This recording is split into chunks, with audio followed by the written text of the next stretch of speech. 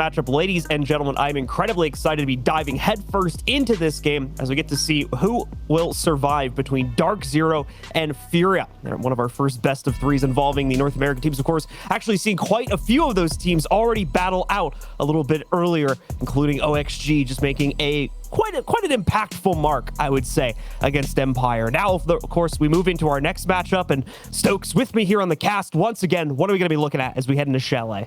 Well, I think Kix hit the nail on the head here for DarkZero versus FURIA, especially given the map's circumstances. I think that it truly is anybody's game here. I'm excited for Chalet and to see what DarkZero can possibly produce on that, but we have to get through Chalet first and see who is our victor inside of this first map here on the best of three.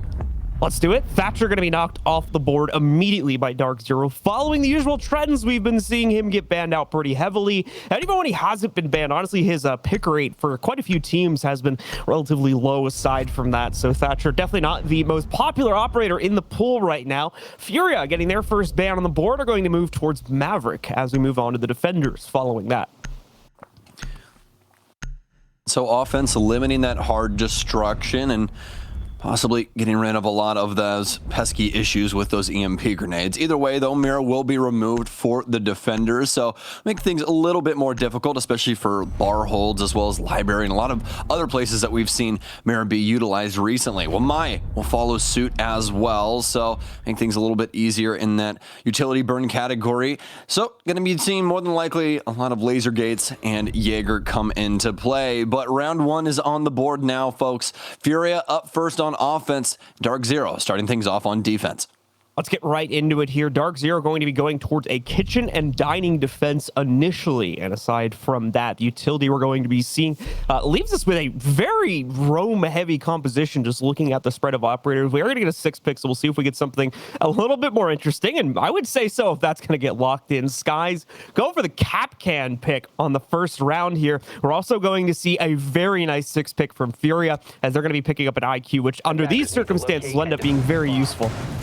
Oh, yes, you cannot blame them at all, especially with the 6-pick here from Skies coming in. Oh! What was that? Yeah, somebody thought that he had to catch them all very early this morning, John. That's what happened. So I think they're playing the wrong game and ended up half-healthing two of their teammates. So we'll see if that works out in the end. Very unlikely enough. Obviously, nobody really playing Doc inside of competitive, so won't be able to assist them through that means. But either way, what we're going to break down is the simple fact that there is a metric load of stuff here for FURIA to work through with IQ. We're talking Mute, Vigil, Mozzie, as well as those Capcan traps. All that Fantasy will have access through IQ Scanner. All play into the delay game that's very popularly used, not just on this site, but the upstairs hold as well. This site slowly working its way into the fold, as we've seen over the past week or two of play now. Teams incorporating this site in quite heavily, despite it being a bit of an ugly duckling in the regional play, at least for North America, before this event started up. Well, we've got FURIA out on the board. They're going to be starting things out in terms of the drone work anyway, the quick clear of the car garage, which should give them some easy access to the basement and at least a beginning to start working through the rest of this map. And this is going to be a kitchen offense. This is something that we don't necessarily see, at least inside of our region, John, inside of North America. We haven't seen very many squads try and go for this kind of north clear here, taking control of the garage down low. This is actually kind of resembling a prior Chalet offense from this side. Take control down low, start popping beneath trophy and try and get some frags or force that trophy player to move. But obviously things have changed up in recent history with the map changes. No longer a bomb site, being inside of trophy. So big garage, not as valuable as it once was. Obviously can still use that area. It's kind of a starting grounds for the rest of FURIA as they're continuing to process through this basement. Just really worried about what DarkZero can possibly produce on this roam, especially with the clips on that Vigil. Fantasy still looking for the top-down cross, but not going to find it as he crosses the threshold, moving up the main stairs, and will take some time for him to get into the action, but that's certainly going to be a powerful position to play from here, especially if the rest of FURIA can commit themselves to the upstairs clear. That's the problem, though. That job has not been completed as of yet, so it could be some threats from above, specifically from DZ, if FURIA decide to execute on their current path. You can see, though, on the side over by Solarium, to the top left of Fantasy's POV, there is some membership there on FURIA trying to work on dealing with that. Now, as they hold some control upstairs. Enough at least to force out the pressure from the inside of the bedroom, where the immediate counter to top-down pressure on the take would come from. But here's the other issue. The pressure inside of the site itself still has not been dealt with, and that allows for Skies to pick up so far an untraded kill against Fantasy, giving DarkZero the early advantage.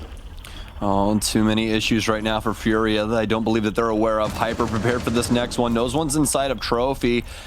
Wow, has quite a few angles here to be able to abuse up against these Furia members, but High's finally shooting back. They'll get their first frag of the round, but it's in the dying moments now. 30 seconds remaining for Furia to try and get this case down, as they do indeed get that opening frag, but DarkZero still have DZ members waiting around, lying in wait as Hyper currently sees the head of the Hibana, takes him down, but not before Lenda takes down NJR. Still a 3v3. Hyper doing his best to defend the site. Case control in Rare's hands, so he'll smoke off the main angle. Thermite just getting those, as we heard in recent history, but it's going to be a move from Eclipse into West Main to take down the Thermite. Case control in Nomad's hands, but it's a refrag once again, down to Hyper in the 1v1, and he'll lock it up on timer. He just simply has to find Miracle, and round one will go to the defense, but Furia won't even allow that. Instead, play for the KD as DZ defends successfully inside of Kitchen.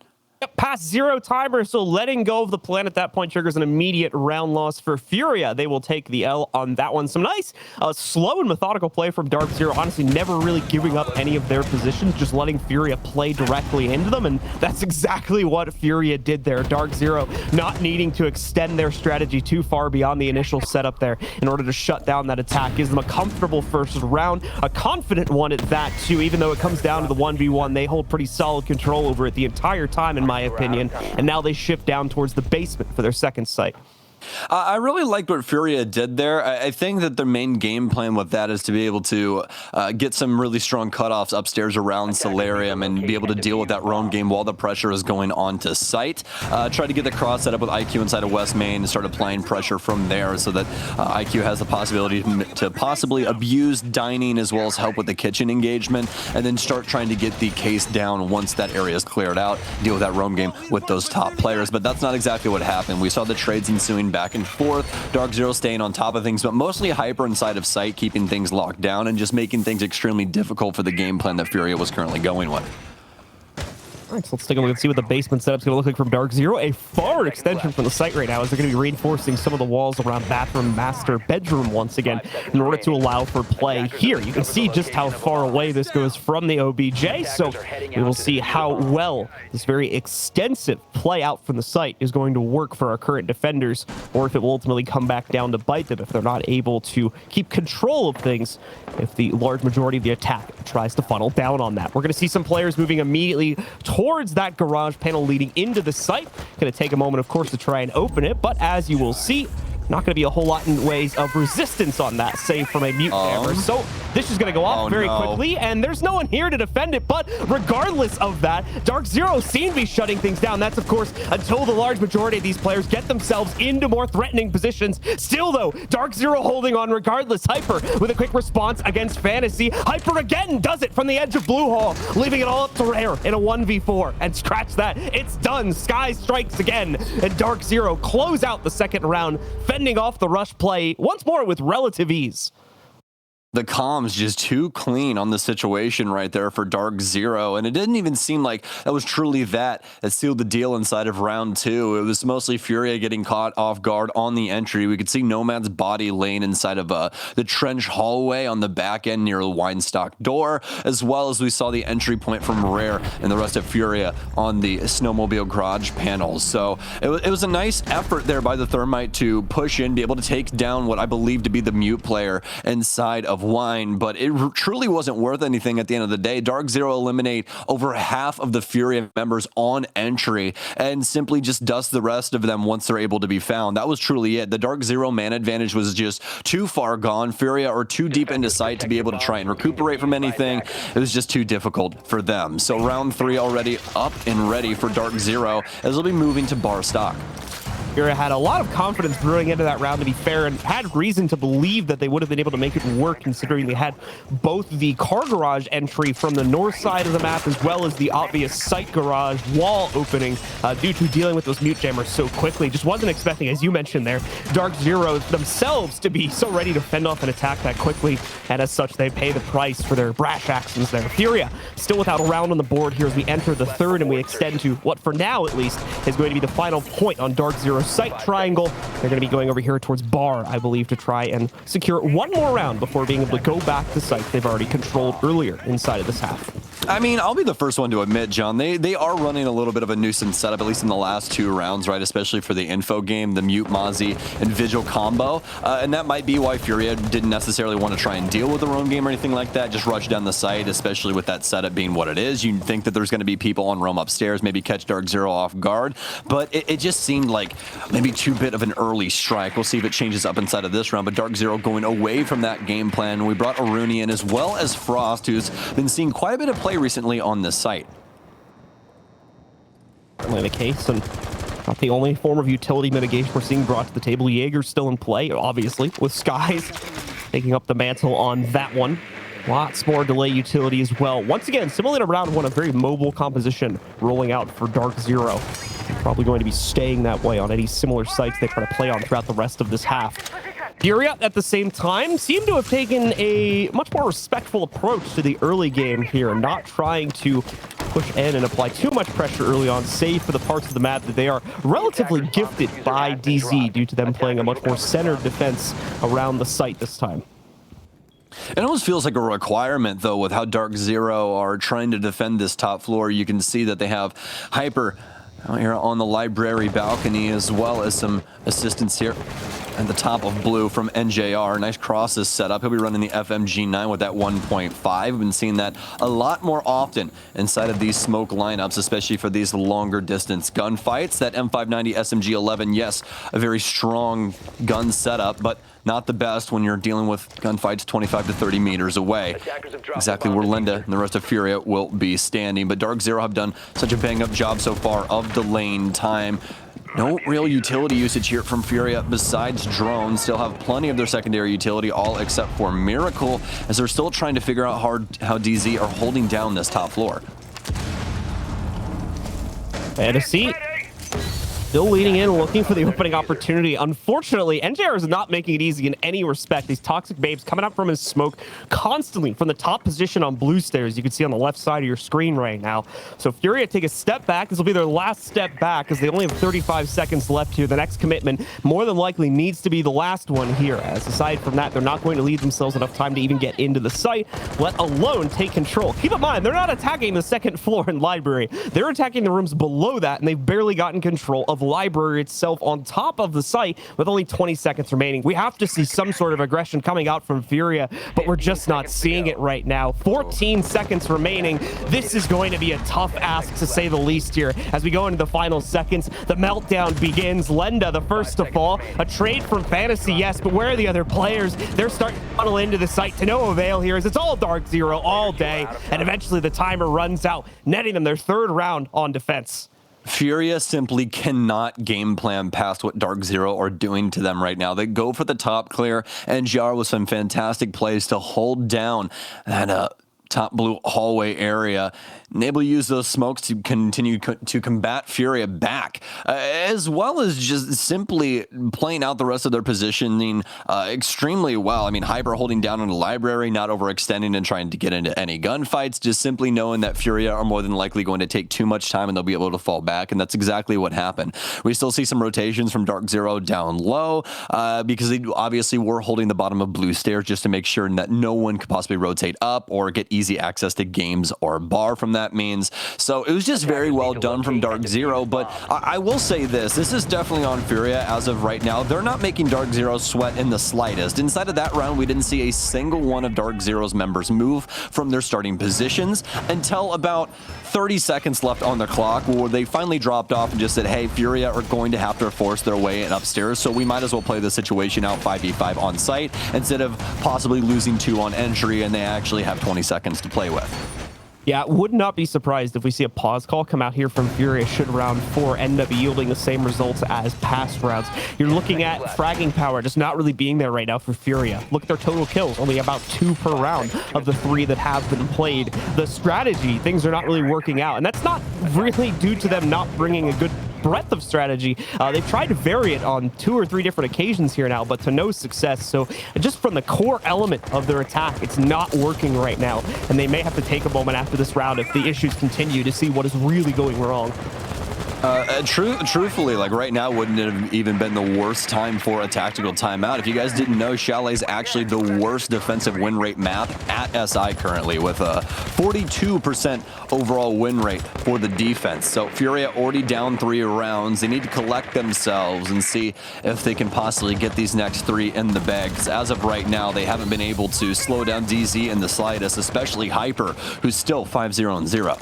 Here's the other problem too. DarkZero are probably going to start feeling themselves over the next couple of rounds here, and we would probably see an increase in their own aggression, which is going to cause Furia, by necessity, more than likely to have to play slower, or at least spend more time on drones to confirm those more extended positions from DarkZero. Now, that could translate into something good for Furia. If DarkZero play too aggressively, obviously they're not going to have good trade setups, and there's some potentials for early round OKs that can't be traded to come out from Furia. But you know, it's going to be a far cry from what we're seeing now before Furia is going to be able to take advantage of that, as unfortunately they're just not making the impact in the early, mid, or late round here, and it's all DarkZero all day. Hopefully we see that change at some point here, though, as once again we've got a slow clear coming out from them as they begin to take some control towards Library. Fantasy on the front lines for that. Concussion.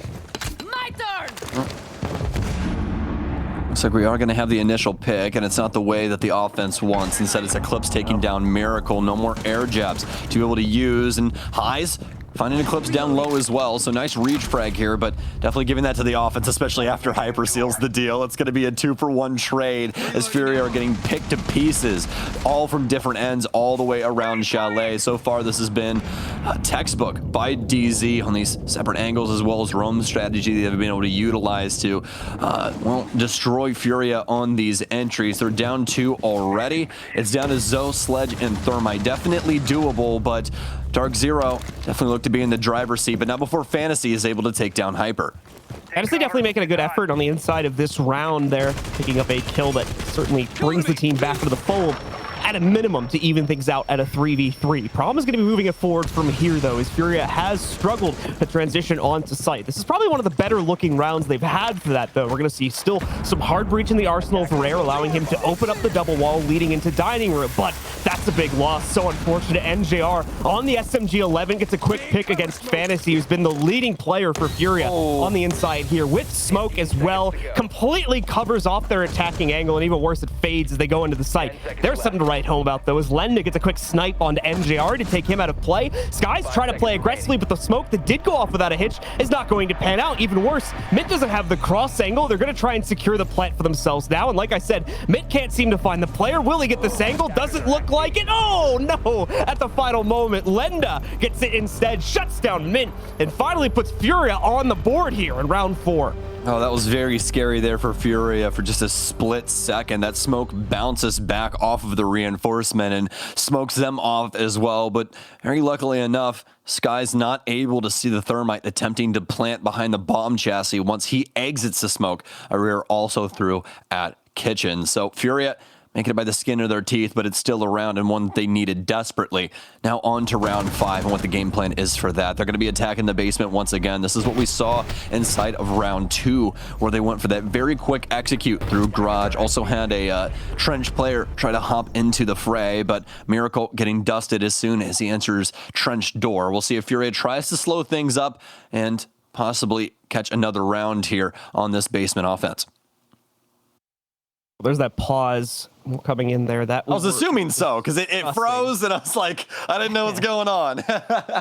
See it in front of you there on the left side. Furia taking their tactical after a 1 round as well, so this is a really good analysis point for them, lets them dig into, obviously, you know, the really rough time they were having in the first 3 rounds, as well as what actually went correct for them inside of round 4 that was just played out there for themselves. Very close affair, but still finally putting them on the board. That's what's important here, as Sam had mentioned. Generally speaking, this map has tended to trend towards the attack, although this event's been a little bit weird for attacker-defender splits. The maps have been really topsy-turvy in that respect, so not too surprising to see DarkZero taking an advantage on the defensive side, just due to the relative lack of prowess we've been seeing coming out from Furia so far in this matchup. Obviously, that last run, though, a big change up for them, some good pacing, as well as a very good way to attack the site in that end 3v3, even despite the whiffed smoke grenade that ended up coming out for them there.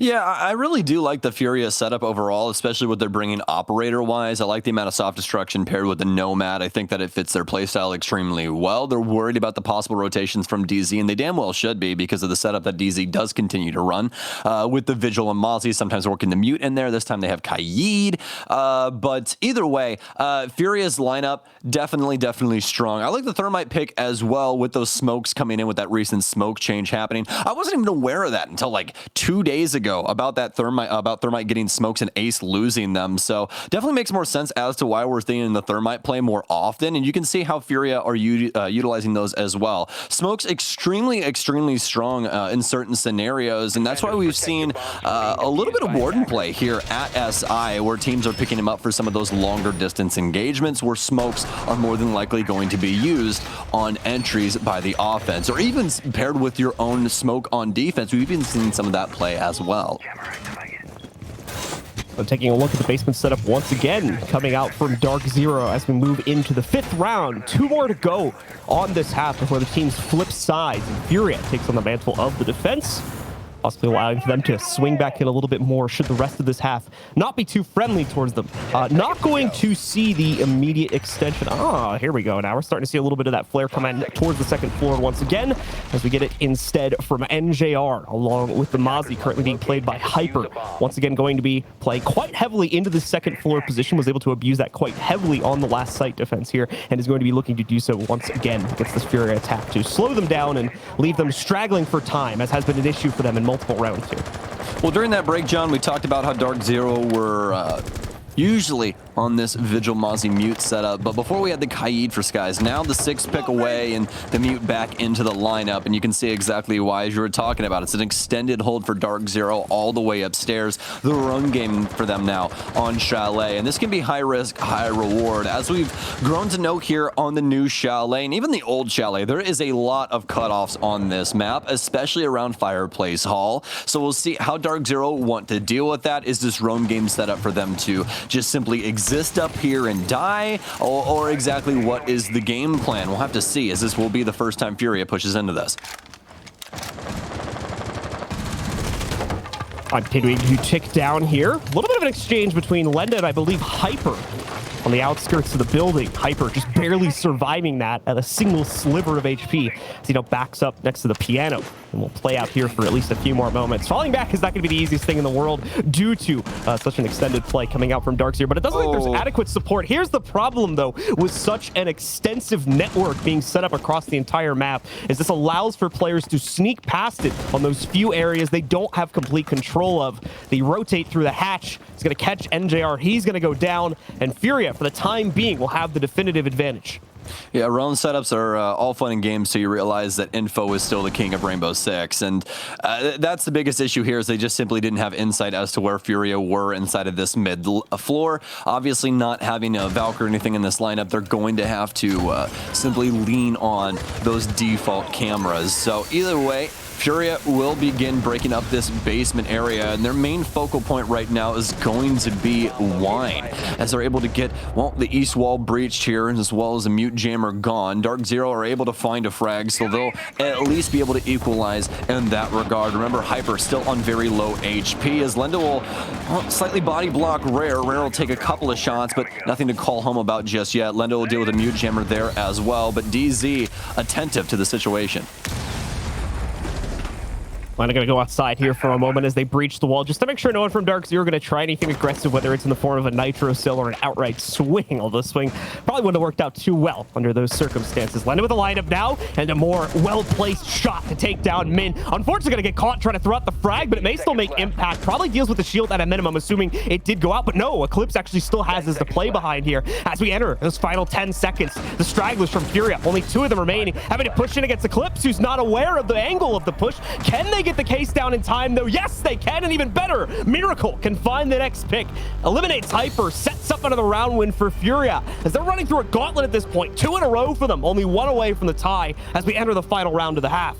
Furia simply wins out the gunfights on site. Great job to them, especially on getting those panels open in such quick succession, really making it difficult for DarkZero to keep multiple sightlines on those single panels. So either way, Furia, very nice on the entry. I would just more or less chalk that up to what they were able to produce upstairs. Yes, the transition to down low is obviously very strong, but to be able to take down a member quite early on from the kitchen drop and translate that into an actual attempt to put a case down, it's really, really well done, especially from what we saw in stark contrast to previous basement defenses where things were not going their way, but turning around for the offense here once again. Let's see if they can actually get these 3 rounds in a row as DarkZero are headed back to kitchen. The immediate setup going to come out there from DarkZero as they establish all of their crosses. Thematically, nothing really going to change too heavily here to the game plan that DarkZero is bringing to the table. Still very, very heavy on these lighter roam-centric operators, including the Frost being brought in once again to this hole, as we've been seeing in at least one other site play so far from DZ. Frost's pick rate overall this event has been skyrocketing, in my opinion, compared to previous events, but that's been as a result of a couple months now of her slowly trending upwards in the meta. Yeah, she's actually got a 9% pick rate right now, which might sound quite low for some of you at home, but that's compared to what it normally is at like 2 or 3%, if that, at most events. Okay, for instance, let's go to someone that you would think would have a higher pick rate. Let's go to somebody more a little bit more strategy-oriented. Castle, right? We haven't seen too much play from him, obviously, because of Rooney and a bunch of different other things that have kind of pushed him out just a little bit, but he's only got a 4.7% pick rate. So, you know, it's the little things like that where Frost, yes, not seeing very much play, but she has more play than Pulse, has more play than Legion, Alibi, Castle. She's really working her way up there, and I like her for strategies like this. Obviously, it's not centralized around Hyper and his Frost mats, but if somebody hops into one of those on entry, I mean, come on, that's already worth its weight in gold, because either they're going to be at 20 HP or you'll simply have Eclipse shoot them as he's playing inside of stock right now. There's been a really there it is. opening pick right there for Eclipse. Once again, it's DarkZero finds the advantage yet again at the beginning of round 6. But going back to my point there, I'm kind of curious because this event's presented a lot of variety inside of operator picks. And I'm very curious. I don't really know how we would mathematically calculate this, but I'd be curious to know if this is like the largest variety of operator picks we've ever seen at an SI, because it feels like that to me. But I obviously wasn't here for 2018 and 2017, so I can't call back all the way that far.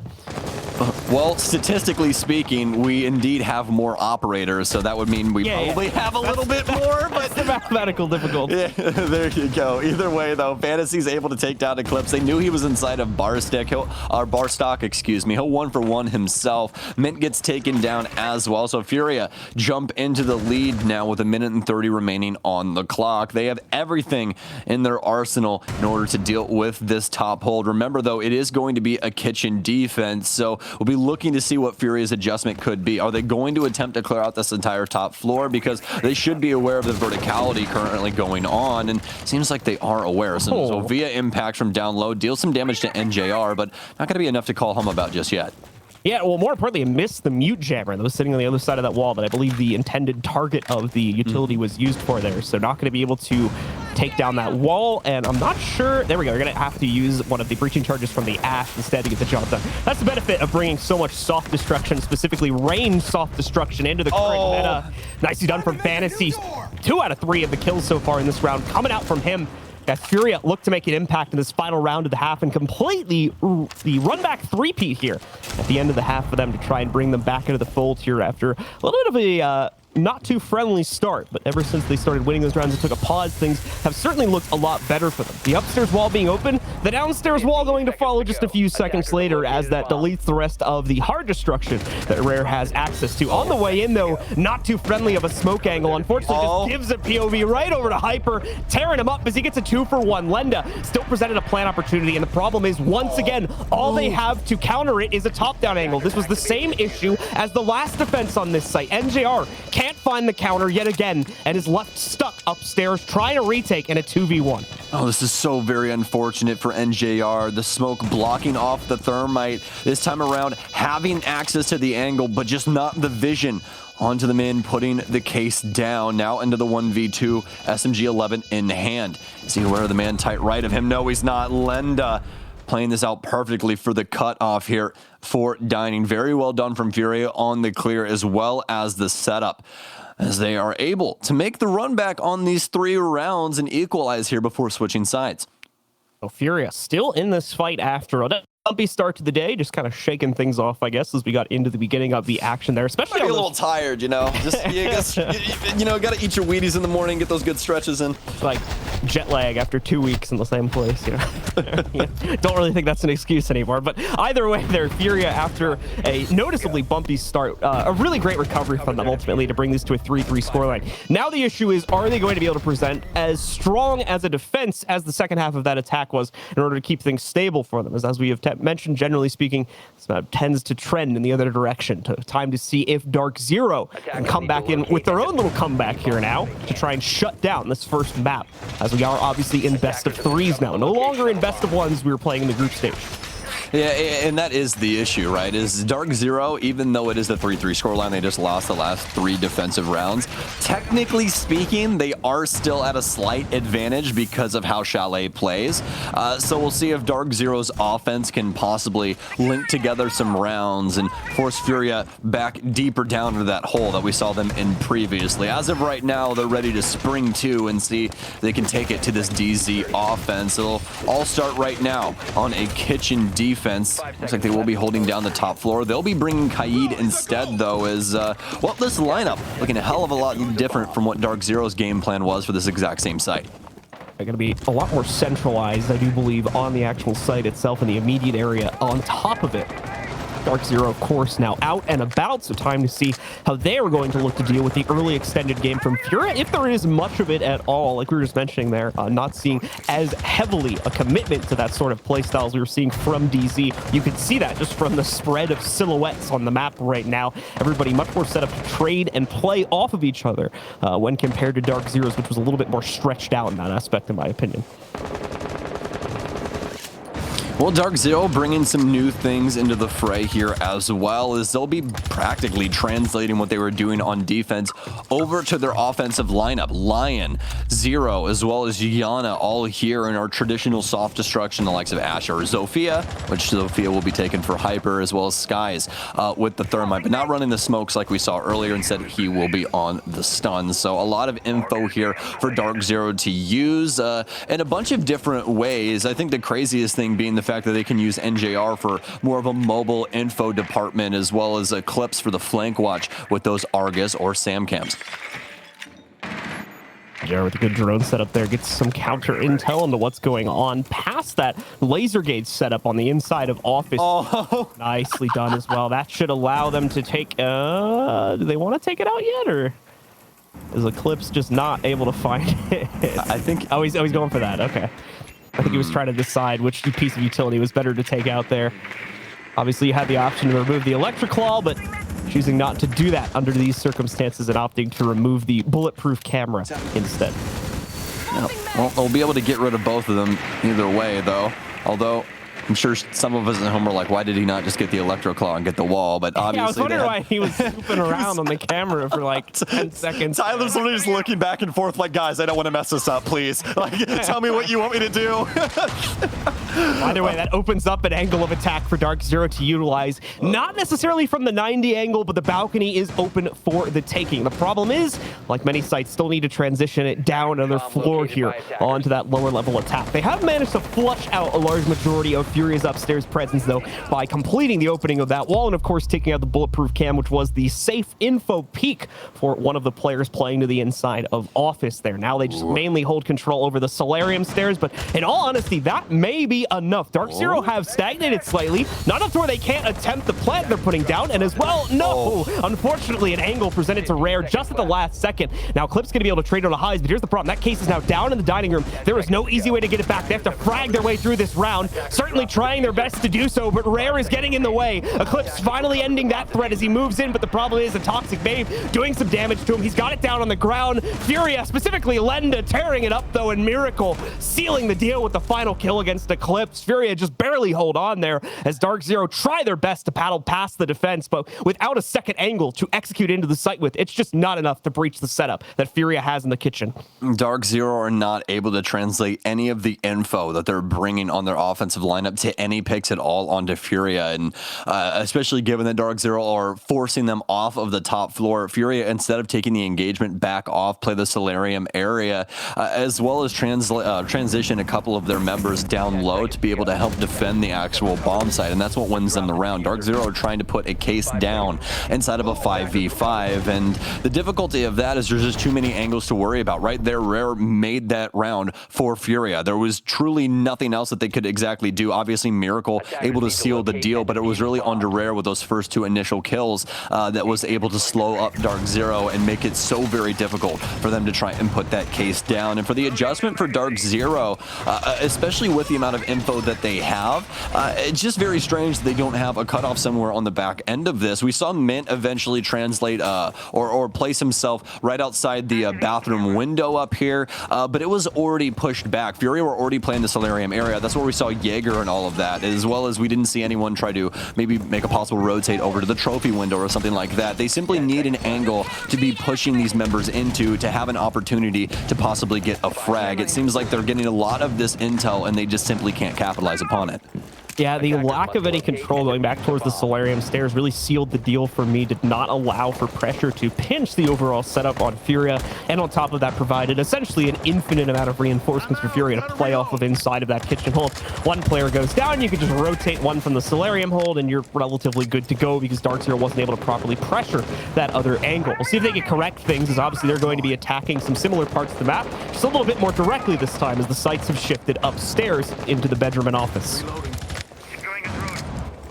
Well, bedroom office defense, as well as a Valkyrie working her way into the lineup. So Furia having some info game of their own, as well as Vigil along for the ride to have an effect over all of these cameras. This could possibly be the best defender to play on Rome right now, given the circumstances. So many cameras being used by DZ as well as the EE1Ds, and Vigil counters all of it. Can't be seen by cameras, not affected by the EE1Ds either, as long as his ERC7 backpack is on. So we'll see if Rare can have a high impact round here for Furia. Still on this basement roam. DarkZero seemingly aware though, but Hyper, as I say that, will instead leave the trench area, hightails it up into West Main with the rest of the squad. So it seems like Rare will be allowed to exist inside of this round. DarkZero immediately clearing things out towards Solarium this time. 3 to 4 players, in fact, committing themselves to that part of the map. Looking to try and transition that control over into an eventual site. Take Eclipse, one of the few that's going to stick outside on Repel and close by with the rest of the team, to be fair. So not super far away, but not immediately available to assist either should things get dodgy. DarkZero continue to open up the walls, I believe from the Solarium side there, as they look for the options needed in order to get in for an attack. Fantasy, in the meanwhile, going to make a wild play against Eclipse on the Repel outside.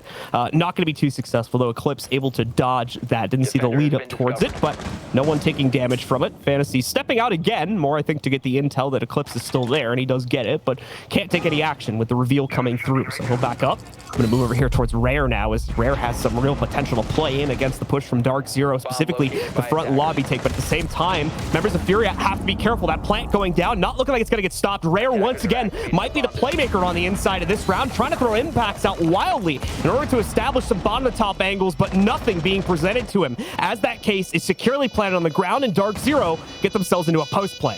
Well, Furia not having the opportunity to run out that main door presents DarkZero with a hell of a cutoff on the double window for Master. Eclipse gets another kill from out there, trying to go for yet another DarkZero. It's a sea of blue right now as they take down every single member except Lenda, the last op that we are currently on right now, standing inside of office, attempting to get any frag possible, dealing quite a bit of damage to Eclipse, but cannot find any frag. The timer's already passed in this round, going to DarkZero. They'll tie it up 4-4, but not before Lenda's able to at least get one with the deagle.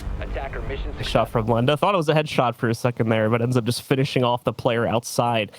A much simpler take there from DarkZero, and it works out perfectly for this specific site because they can approach the site overall with that more one-dimensional play, focusing on Solarium and just holding the alternate angles on the rappel from the outside window. And they aren't going to be punished too much by that, as they mainly just have to clear out the actual site room itself and can then just play to the angles from the inside of Solarium and the rappel that they had there. A much simpler take for DarkZero compared to what they were working with in the last round, and it plays out that way, certainly so, as Furia unfortunately are not able to stop the pressure coming from that part of the map. Yeah, they didn't even assume that that was going to be the area in which DarkZero were going to attack. I think that they assumed that it was going to be a library clear across, and that's not the case in the slightest. DarkZero abused them simply, excuse me, because of that, and are able to hold on to quite a few angles upstairs. Obviously, we did see Rare have a pretty successful rotation as he took down Hyper inside of the hallway area, or you know, the main like kitchen area hall right outside of West Main. But either way, Furia only really able to get that frag to assist them. Rare not able to produce anything down low. He tried multiple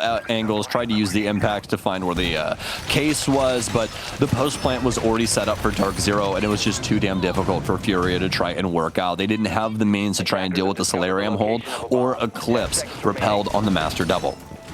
So, I would argue not going to be as simple as time for DarkZero. You have to do the top clear for the most, or usually anyway. You have to commit yourself to the top clear, which is going to come into play, of course, once again on this round. Not to mention that as well, but you're going to need to establish a little bit more play potential for your team in order to get into the site. So, Furia, I think their odds of winning this site going to go up tremendously compared to what we just saw from them if all the strategies remain the same. With that said, DarkZero do have a couple more direct routes into the site if they want to continue to take a more simplistic approach to things as they did in the last round, which, to be fair, worked out pretty well when they found the winning angles needed in order to take that upstairs control.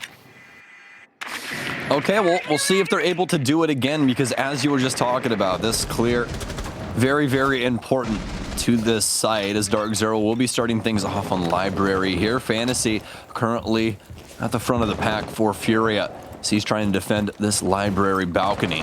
See how long they can hold on to that for. DarkZero still breaking up a lot of these windows around the map, just simply trying to establish angles and make it difficult for Furia to rotate around like they once wanted to. You can see they already have quite a few things still centralized around library. Drones in now and trying to find some sort of intel. That'll be the first EE1D from Mint as of right now. And DarkZero simply playing their game. This is something that we've seen from them in history. Slow and steady does indeed win the race, especially if you have info to go along with it. Already burning that second EE1D, I should honestly say, as it doesn't seem like they'll get too much traction out of it just yet. But obviously, calls in game going to be a little bit different. We only get one piece of the pie, as obviously we've been with NJR here for just a little bit. DarkZero still trying to clear out this top floor and have to be worrisome about a possible rotation from the north side, but still moving quite slow here as they're trying to find out anywhere where Furia are currently lying in wait and have not been able to find that opening frag. Patchwork being opened, one of the many steps that DarkZero needs to complete, but the job getting done. However, Miracle getting turned on by, or excuse me, Sky is getting turned on by Miracle right there as he finds the angle from below, pumps a couple pellets from the shoddy in from that position, and is able to take him out of the picture. A nice find that, of course, removes any of the remaining hard breach charges now from the utility pool that DZ had. That's going to be quite a difficult one. Really getting some traction out of that Valkyrie camera upstairs inside of library, but not before Eclipse is able to get the refrag. They've already set up the angles up top, so this entry shouldn't be too difficult, but now it's Mint. It's the only man inside a game, so get some assistance from Hyper, but Hyper has the case. He'll also be taking quite a bit of damage, but not before he's able to down Miracle. But it's a trade back and forth. Somebody needs to be able to pick up this case. Mint will pick that up in the back of bar stock, but has to worry about the verticality now. He has Eclipse in tow as well, but Eclipse has been down and dead as well. Finally getting that case back in his hands, but he's got to try and find some safe harbor, and that's the difficulty of the situation right now. Only 10 seconds remain. Yes, he will be able to pick Eclipse back up, but not right before Highs takes him right back down. Let's knock him down a peg, as well as finish off Mint as Furia jump back into the lead once again. Furia with some great defense outside of the site, specifically similarly to previous rounds, going unchallenged for the most part until that very late moment in the round when they're allowed to swarm the remaining members of DarkZero that are trying to take site control in just this tiny corner of the map overall. If you look at it from a top-down perspective, makes it very easy for them to isolate out any of the remaining offenders and take them out of the picture there. Furia with the lead, yes, but just barely at 5-4. DarkZero has been fighting very hard for this lead, and I believe believe they're going to take a pause now that things are starting to get a little bit more difficult here. Yeah, it's getting dicey for DarkZero, and honestly, the difficulty coming from Furia's side. They've done a great job of managing the clock and knowing what DarkZero are currently doing with the map, especially inside of that round around the library area. They had so much insight into that top floor because of the Valkyrie camera that went unchecked inside of library. So they knew where multiple entry points were and exactly what DarkZero were doing. Truthfully, the only area getting caught off guard is Eclipse's top-down frag onto the Echo. But besides that, Furia able to battle back up against DarkZero in every way, shape, and form. Obviously losing the smoke inside of bar stock, but they still had 3 members of Furia rotating around the map and holding some off angles, able to take down Eclipse and just make Mint's life a living hell inside of those dying moments. DarkZero need to find some way to control this extended game that we're seeing from Furia right now. That's certainly the key element. If they're not able to do that, either through forcing the players back earlier on so they have more time to work on the angles necessary for a proper execute, or by outright killing those players, then these executes are going to continue to present problems to them for the rest of this map, as they're now behind Furia, only 2 rounds away from securing the first map of the series. DarkZero, of course, looking to alter that as they need 3 overtime. Certainly in the cards with the way these teams have been trading back and forth. Yeah, and just reminds you guys, if you are just joining us, this is going to be the first map here inside of our all-out best of 3. Yes, folks, we did indeed make it to the final stage, so this is not all she wrote for DarkZero and Furia, depending on who wins this map. And just to remind you as well, because this is a pretty interesting fold inside of the story between these two so far. Not only did they play each other previously at the end of the group stage, but also inside of these map choices alone. Furia going with Chalet and DarkZero picking up Consulate against a LATAM team. Something that we don't see happen all too often, but obviously in recent history, Consulate's been getting a decent amount of play inside of North America, where, well, a team that's currently not here for our region, Disrupt Gaming, having quite a few good runs on that. So we'll see if DarkZero can try and channel some of the same energy. Here's the other issue, of course, inside of this series, for anybody who may just be joining us or has not been following this tournament.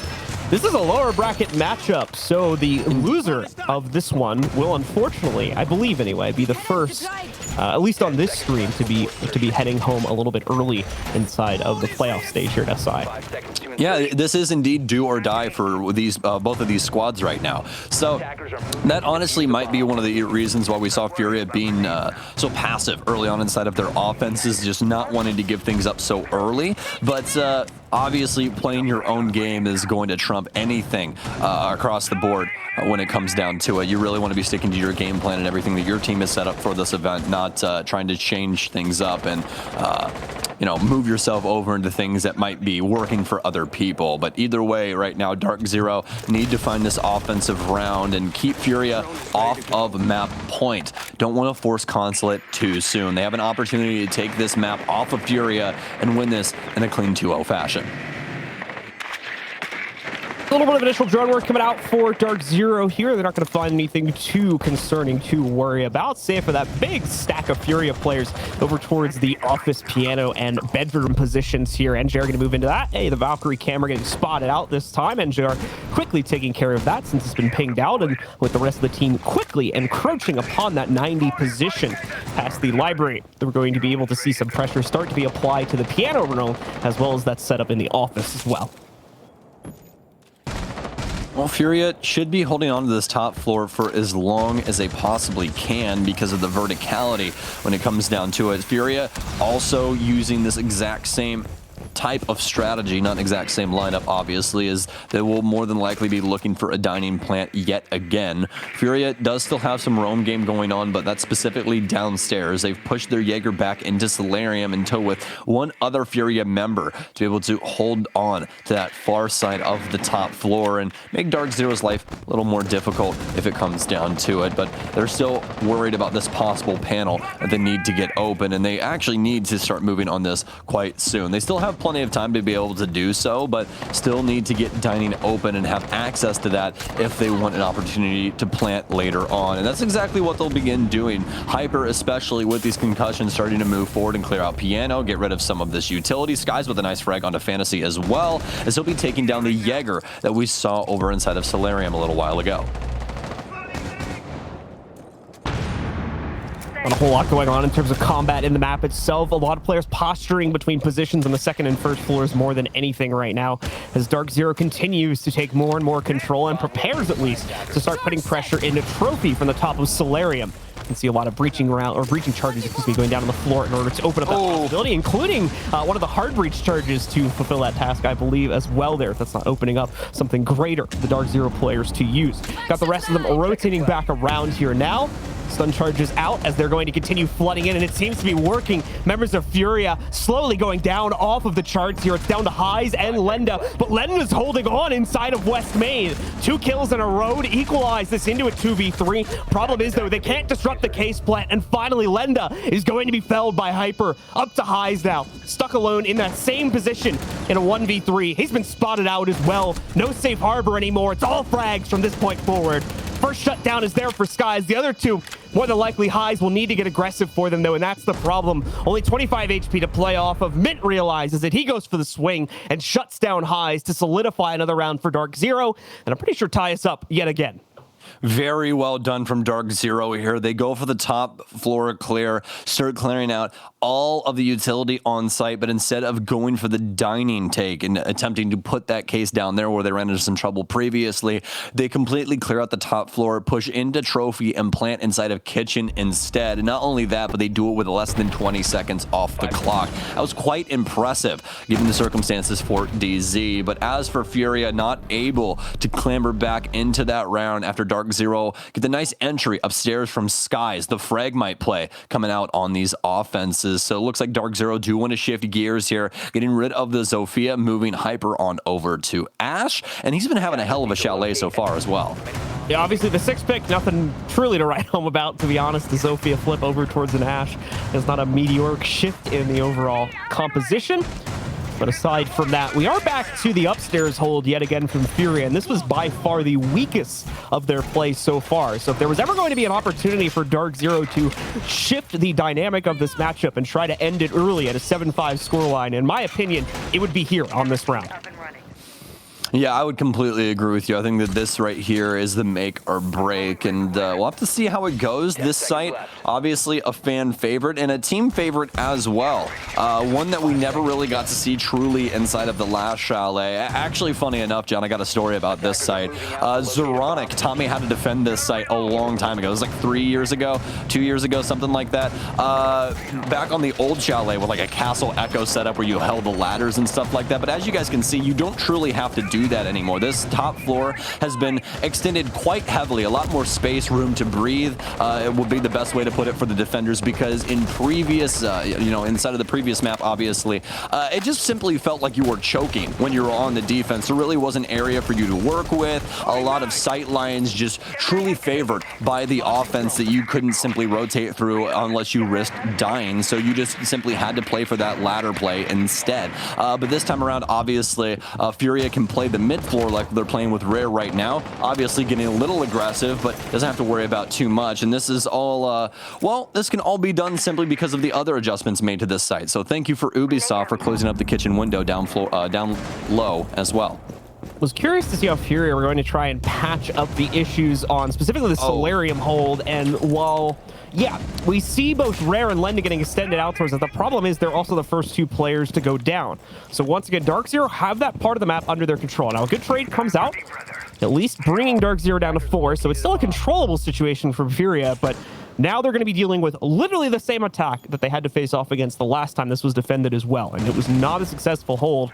So we have to hope that they've learned their lesson and can now not only successfully defend this, but defend it with a man disadvantage now. Oh, Fantasy in a little bit of trouble up against Mint.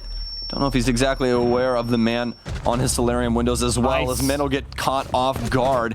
Down to the 3 versus 3 now as Fantasy still with quite the forward position. Stuns out. He's been fully blinded. He'll hop inside of the stairwell, but is Hyper aware of him laying on the ground? He's not. He thinks he's a dead body. Sky's able to pick him up now. 2v2, but 1 minute and 4 seconds remain on the clock. This is going to seem like it lasts forever between these 2 squads as stuns still pouring out. Doesn't seem like they'll have the exact means in order to open up these panels like they once wanted. Miracle going to continue to play aggressive with the M590. Still has smokes at his disposal as well, as he'll keep the bathroom locked. But Eclipse now well aware that he's more than likely going to have to get off rappel here to assist Skies, so he'll do so. Start it up now. Skies obviously not getting taken out by the shotgun just yet. It seems like the Mute possibly moving back, but Miracle, oh, the pre-fire. He takes down Skies on the repeat. It's Eclipse, the top frag right now for DarkZero to stop Furia from getting to map point. This is a good rotate from Eclipse. The problem is he doesn't have a teammate to support it. What a shot, though. Takes down Highs through the wall, primarily just off of sound intel.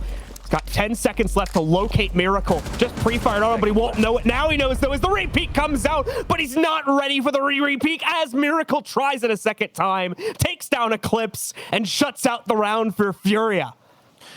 So well done by Furia there to slow down DarkZero. I mean, but you have to give it up to Miracle inside of that one. The smoke play, holding DarkZero at the gates. They can simply not get into sight. No area for Eclipse to work with to try and hold Miracle back from not only dealing damage to Skies, but also taking down multiple DarkZero members. You pair that with Fantasy, getting the frag onto Men, also somehow, some way, by simply jumping into the stairwell of Trophy, also takes down Hyper. I mean, that round right there seemed like no matter what DarkZero could do, it was going to Furia. Yeah, I mean, Fantasy really gets the gold star for me on that last round there. The heads-up play from him into Solarium, where he's able to translate those 2 additional kills against DarkZero. Furia were fighting from the back already at that point in the round. They had to do something drastic to change their fate. Otherwise, DarkZero were just going to go through the motions that they did on the previous execute against this site. So, chaos is the way that they are able to solve that issue by throwing Fantasy into the fight there. And thankfully, for his sake, able to translate that into a 2-for-1 exchange, slowly letting them bleed their way back into the round and then play out the 2v2 from that point forward there. A very risky play, especially considering how they tried something similar in the early round and lost both of their extended players as a result of that. But the risk ends up panning out in their favor for that round, as it now puts them on map point first. Well, Furia have the opportunity right now to close out their own map choice inside of Regulation. We'll see if this opportunity goes idly by, or if they grab it with both hands and run with it and force us onto Consulate early here without OT. DarkZero obviously out of the gates now and have the opportunity to change up this entire storyline, force us to OT and steal this map away from Furia. They're going to be sitting with their similar lineup to what they've been running. Well, for most of this time, the only time that we saw a change up being round 11 with Hyper shifting on over to the Ash for just a split second, but he's already worked his way on back over to the Zofia instead. DarkZero worried about the possible rotations coming through right now for Furia. Saw the bullet holes, but Hyper not able to connect to the Furia member. A quiet few moments here, as Mint does take quite a bit of damage, but unable to secure it overall. And the player on Furia that is able to net that damage onto Mint. So Mint will stay alive for the time being, albeit at a very, very low amount of HP, but more importantly, alive with the E1D charges, and I think that's what matters more than anything at this point. He'll insert himself onto the inside of Solarium. Won't be alone in that process either. At least one other member of DarkZero should be joining him pretty close behind. You can see Skies right there on the rappel by the window in order to start really clearing out this second floor and moving DarkZero into an execute position. Want more EE1Ds in for Men. Actually, this is going to be the first one for this round, just having so much Lion play here, losing track of those inside of my head, as DarkZero utilizing Lion every single round so far for their offenses, and obviously this could be the last. Still a lot of drones still left to use for DarkZero, but quite a few of them also destroyed. That's not the biggest deal when it comes down to it, though. Obviously, with the amount of intel game they still have at their disposal through their primary utility pieces. So DarkZero still simply trying to find this initial pick onto any of these Furia members. They'll be using the second EE1D here, as they do have access to this entire top floor, all except for what seems to be a Jaeger being Fantasy inside of Office. So need to be able to get him out through some means, as this timer is getting dangerously low now. Last EE1D out for Mint, as DarkZero seemingly ready to push. Mint presented an angle earlier against one of the players on the inside of dining room, but hasn't seen a peep since then from anyone on Furia. Hyper walking right in. No one's watching the angle to stop him. They're all covering the crosses. Nobody's actually watching the main one, though. Rare quickly fixes that mistake and is able to correct the kill onto Hyper. But the problem is he's been self-isolated. They already know where the other two players are because of the first one that pushed in. That may not seem to matter, though. Lenda trying their best to hold on here as Furia now stuck in a 1 versus 3. And you can see it. Min slowly crawling forward. He's been at low HP this entire round, but that's not going to stop him from making an impact as DarkZero secure round 12. Well, you know, there's a bunch of Zero memes I can possibly say, but he was more looking like a, you know, Metal Gear Solid Snake there. That's what it was going on, just slithering across the ground. Put a box on him. Exactly. You might as well, because Furia didn't even see him. That would have been the best thing ever, just crawling into sight with box. But either way, we forced it to overtime here between these two folks as DarkZero pick up the pieces of their offense and are able to solve the puzzle. That's a good thing. Able to push Furia back upstairs. I think that's the biggest thing. Obviously, leaving Fantasy what seemed to be on an island upstairs as he gets forced back over towards the library area. DarkZero simply have all of the control necessary to be able to put a case down inside of dining, and that's exactly why we see Mint and the rest of DarkZero hop 2 on that last EE1D. They realize Furia are all pushed back, or excuse me, into kitchen. They're all pushed back into dining, and they simply handle that with Hyper pushing in, able to get that initial frag. Obviously, he gets traded, but they get all of the insight necessary to know, hey, kitchen is clear. We can simply hold on to the kitchen into dining door as well as west main, and we should be able to get this case down, especially with the top control that we have. And that's exactly how it went. Furia not able to translate any of the map control DarkZero had back into their favor. Well, the recovery for Furia continues, although not strongly enough to where they can end things in regulation. If they want this map, they're going to have to take it in OT now. And with Furia starting out on the defense, we will see if that presents enough of an advantage for them to be able to leverage ultimate victory inside of this round, and the one not coming up immediately after this, but following so. As obviously, for anybody who might be watching us that's newer to see, just a quick little reminder there that these sides now will flip every single round since we have entered OT. Clips just sending out some of those cameras real quick. Each of them have one charge to deal with any piece of utility you can shoot at, and in this case, it's just going to go down and replace the default cam that it shot out for the attackers. The attacker's bomb diffuser has been dropped. He basically just took away their intel and was like, okay, well, now we have our own. Fireplace is all ours, and so is your heads! Miracle with the double, but they immediately fire back. What is this round so far? I was not expecting this. It's a double for Miracle, excuse me. Highs gets taken down. Eclipse moves back into bar stock, but not before Fantasy retakes now. The case still down right inside of the game's window, so DarkZero have to try and fight out of this 2v2. It's a 2v2 and there's 2 minutes left on the clock. What is this? This is not how Siege normally goes, at least inside of our region anyway. But Furia, even being challenged by a very aggressive DarkZero, and nearly seeing both teams close it out on the inside of these opening few moments. Miracle, a brilliant hold, 2 beautiful headshots coming out on the SMG-11 to really save Furia's chances on the inside of this round, as they certainly were not expecting such a fast execute from DZ, but have been able to fend it off temporarily anyway.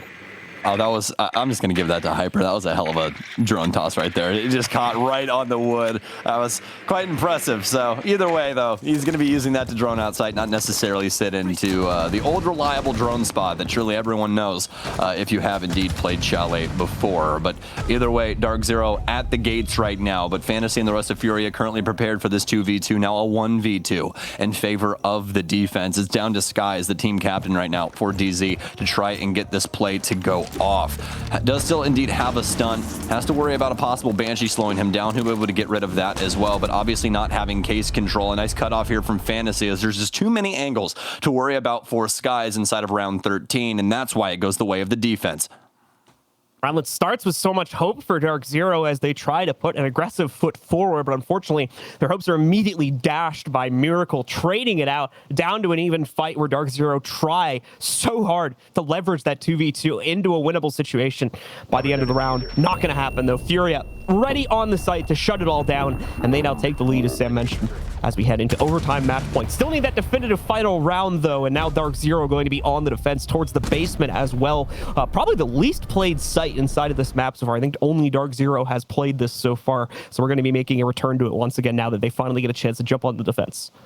Well, yeah, let's run over this real quick. And yes, you would be 100% correct, John. Furia Nice. never going downstairs, and Oh, my memory's working today. there you go, buddy. The brain's on. The noggin is fully fueled and ready for launch. So we'll probably have to contact like SpaceX or something, you know, get like flight parameters and everything. You know, it'll be good.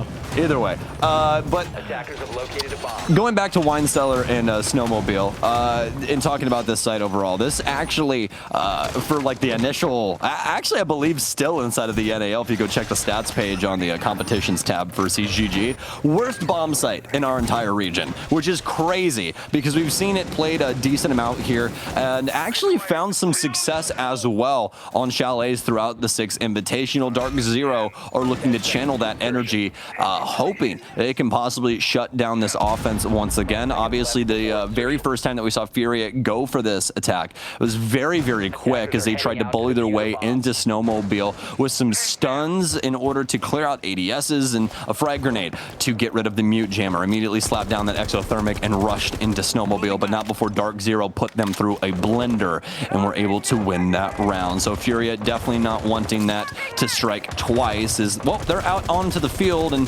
they're ready to go to war. And they're just going to be quickly opening up some of the barricades here, and we'll probably end up chilling out on rappel for some time, or in this case, the roof of the building, as the rest of Furia do get prepared to make their initial entry. Probably going to end up taking some control over here towards library, as it is relatively open, save for Hyper. But it's important to note, Hyper does not have the support you would normally get from a player in this position right now. No deployable shield, no actual reinforcements from what I can see, so this will be a very passive hold from DarkZero. They will probably fall back very easily if they are pressured too much for their own liking. Oh, getting risky right now for both of these teams. Obviously, this map currently on a knife's edge. Could go either way, but DarkZero obviously still trailing in, behind in comparison.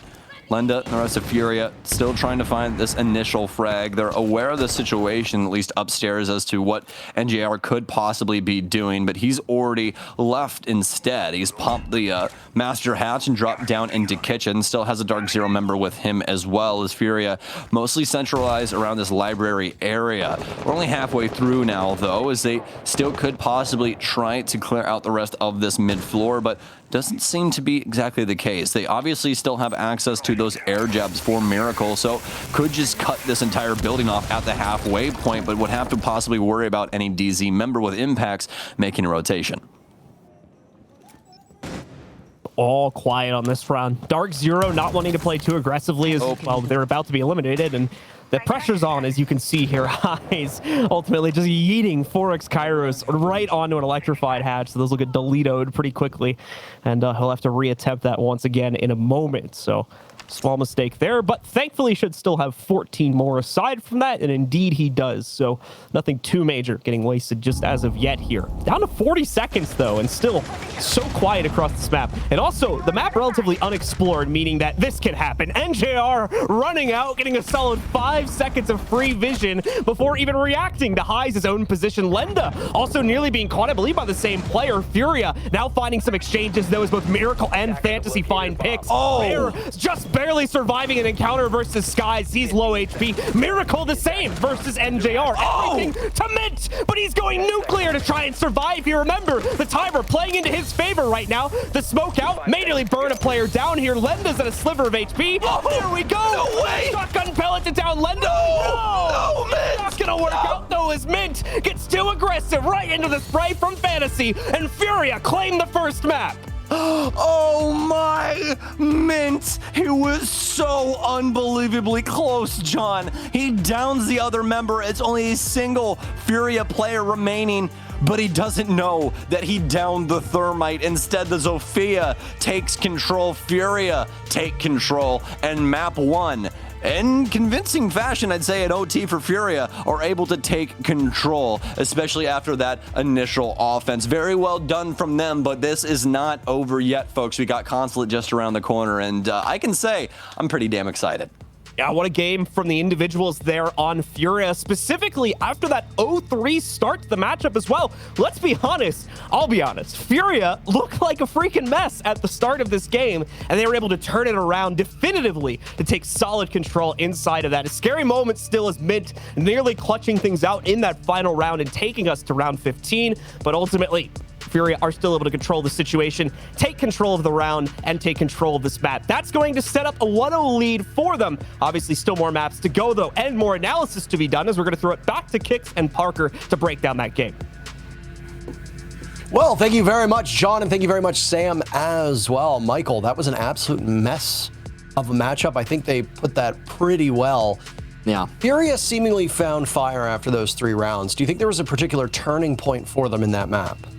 I think that in the first half, it definitely seemed like Furia started to clutch up. I mean, it was 3 rounds in a row, answered by 3 rounds in a row.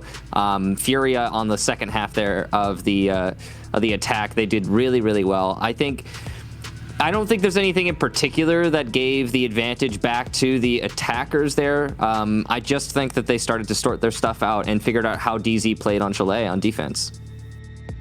It was crazy to me watching these 2 teams do battle, and we'll have the replays up on your screen. There were some very big clutch moments here. But, I mean, if you just look at these stats, just what you saw, when they were on defense, even though they split the first half, DarkZero walked away with 5 of the 6 opening picks, and the second half they walked away with 3 of those 6. So they were much better when in terms of finding that scoreboard, and they came at a respectable amount of time for the most part. But then, if you look at multi-kills for the remainder of that matchup, there were 0 multi-kills on the board from DarkZero. There was 4 for Furia. In terms of plants going down, Furia were better with the objective play as well. So, is this just teams starting to figure out Chalet? Is this just teams settling into their grooves? Did the tactical timeouts pay dividends the way that we would hope they would? 10 seconds to go.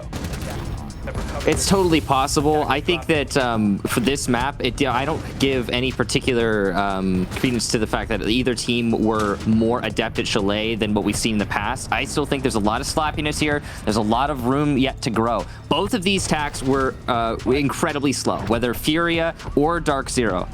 Both of the teams even tried a rush strategy. Neither of those strategies worked, and that's definitely something that you have to keep in mind. If you're not able to make your speed accelerate on attack, you're going to have problems. Now, did you have a team that you favored going into this matchup? Because I think we need to talk about predictions and the impact this map is going to have. No, I didn't have a team that I favored going into this. DarkZero's played Chalet a lot more in the group stages, but it wasn't great results for them. Furia played it once, and they didn't manage to win it. Overall, I don't think that either of these teams really were adept at this map, as I talked about earlier. Still a lot of room to grow, and it could have gone either way. I mean, look at this moment here from Mint. This was the big question mark moment. I think a lot of people were talking about this one. I know I was flabbergasted when Mint ran in there. And I think moments like that and how close they are really go to show this could go either way. Do you think going into Consulate that the pendulum has moved? Do you believe that the favorite going into this matchup has changed after you saw the results of Chalet? No, I don't think so. I think that DarkZero is still in a good position. They just need to center themselves. This was, of course, Furia's map pick. DarkZero were the ones who wanted to go to Consulate, so that's where they're going now. And this is their chance to bring it to Villa, the 3rd map of the series, if they can manage it. Given the performance we just saw, I think it's definitely likely we'll see a 3rd map. I want to note as well that if you looked at the time when Mint started to push, the timer was at 0 and there was no diffuser going down. So I don't know if that was Mint doing it because he thought that maybe he had more time. Oh, I'm not entirely certain. It's rough. But I mean, you get results like that sometimes, though, in those clutch situations. And I mean, it wasn't the only thing that made up that matchup. I mean, we saw a lot of interesting things going on there. The Abundance of Frost play, the Lion from DarkZero. That was really useful in helping counter the play we saw from Furia. Furia's defensive setups, by the way, were some of the most passive defensive setups I've ever seen. That's Furia reading into the fact that the attacks are slow. And they were right to do so. I mean, that really passive setup that Furia had for every defensive round got them a lot of crucial rounds. And eventually, DarkZero started to figure it out, but it was a little bit too late at that point. One thing that's been talked about from North America, it doesn't matter what region you're coming from, the most observable fact of the NA League is how slow all of the North American teams are. It doesn't matter which team it is. Whether it's because of roster moves, whether it's because of an unfamiliarity with the meta, every single NA team waits until 20 seconds is announced, and then they push. It doesn't matter if they have map control. Their attacks are way too lethargic, and it's going to come back to bite them. So time and time again, teams can take full advantage of that, and I think it took some time for Furia to find out what to do, but once they did, they started to show some confidence. They certainly did, Parker. Really well played from Furia. I also really like, if we're talking about cool things that we saw in that match, the way that DarkZero used Zero to replace Thatcher and Maverick, because reminder, those are the two attacker bans. Having a Thatcher and a Maverick banned out, that's really rough. Unfortunately, for Furia, they never really found the way around that other than the soft destruction, you know, your typical way to circumvent a lack of, denial. But I really like what we saw from DZ in that respect. Eclipse did great on the Zero roll. He did manage to pick up a lot of kills as well, but just opening up walls, I like that DZ had an answer for the bans we saw. Yeah, and I mean, obviously with a map like Chalet, we still don't have a settled meta. I would argue that we're in a position where, irrespective of what map we're going to, we don't have a settled meta right now, especially with the most recent changes that happened to the hard breachers before we came into this event. And we've seen that, with teams being very precise about their targeted bans.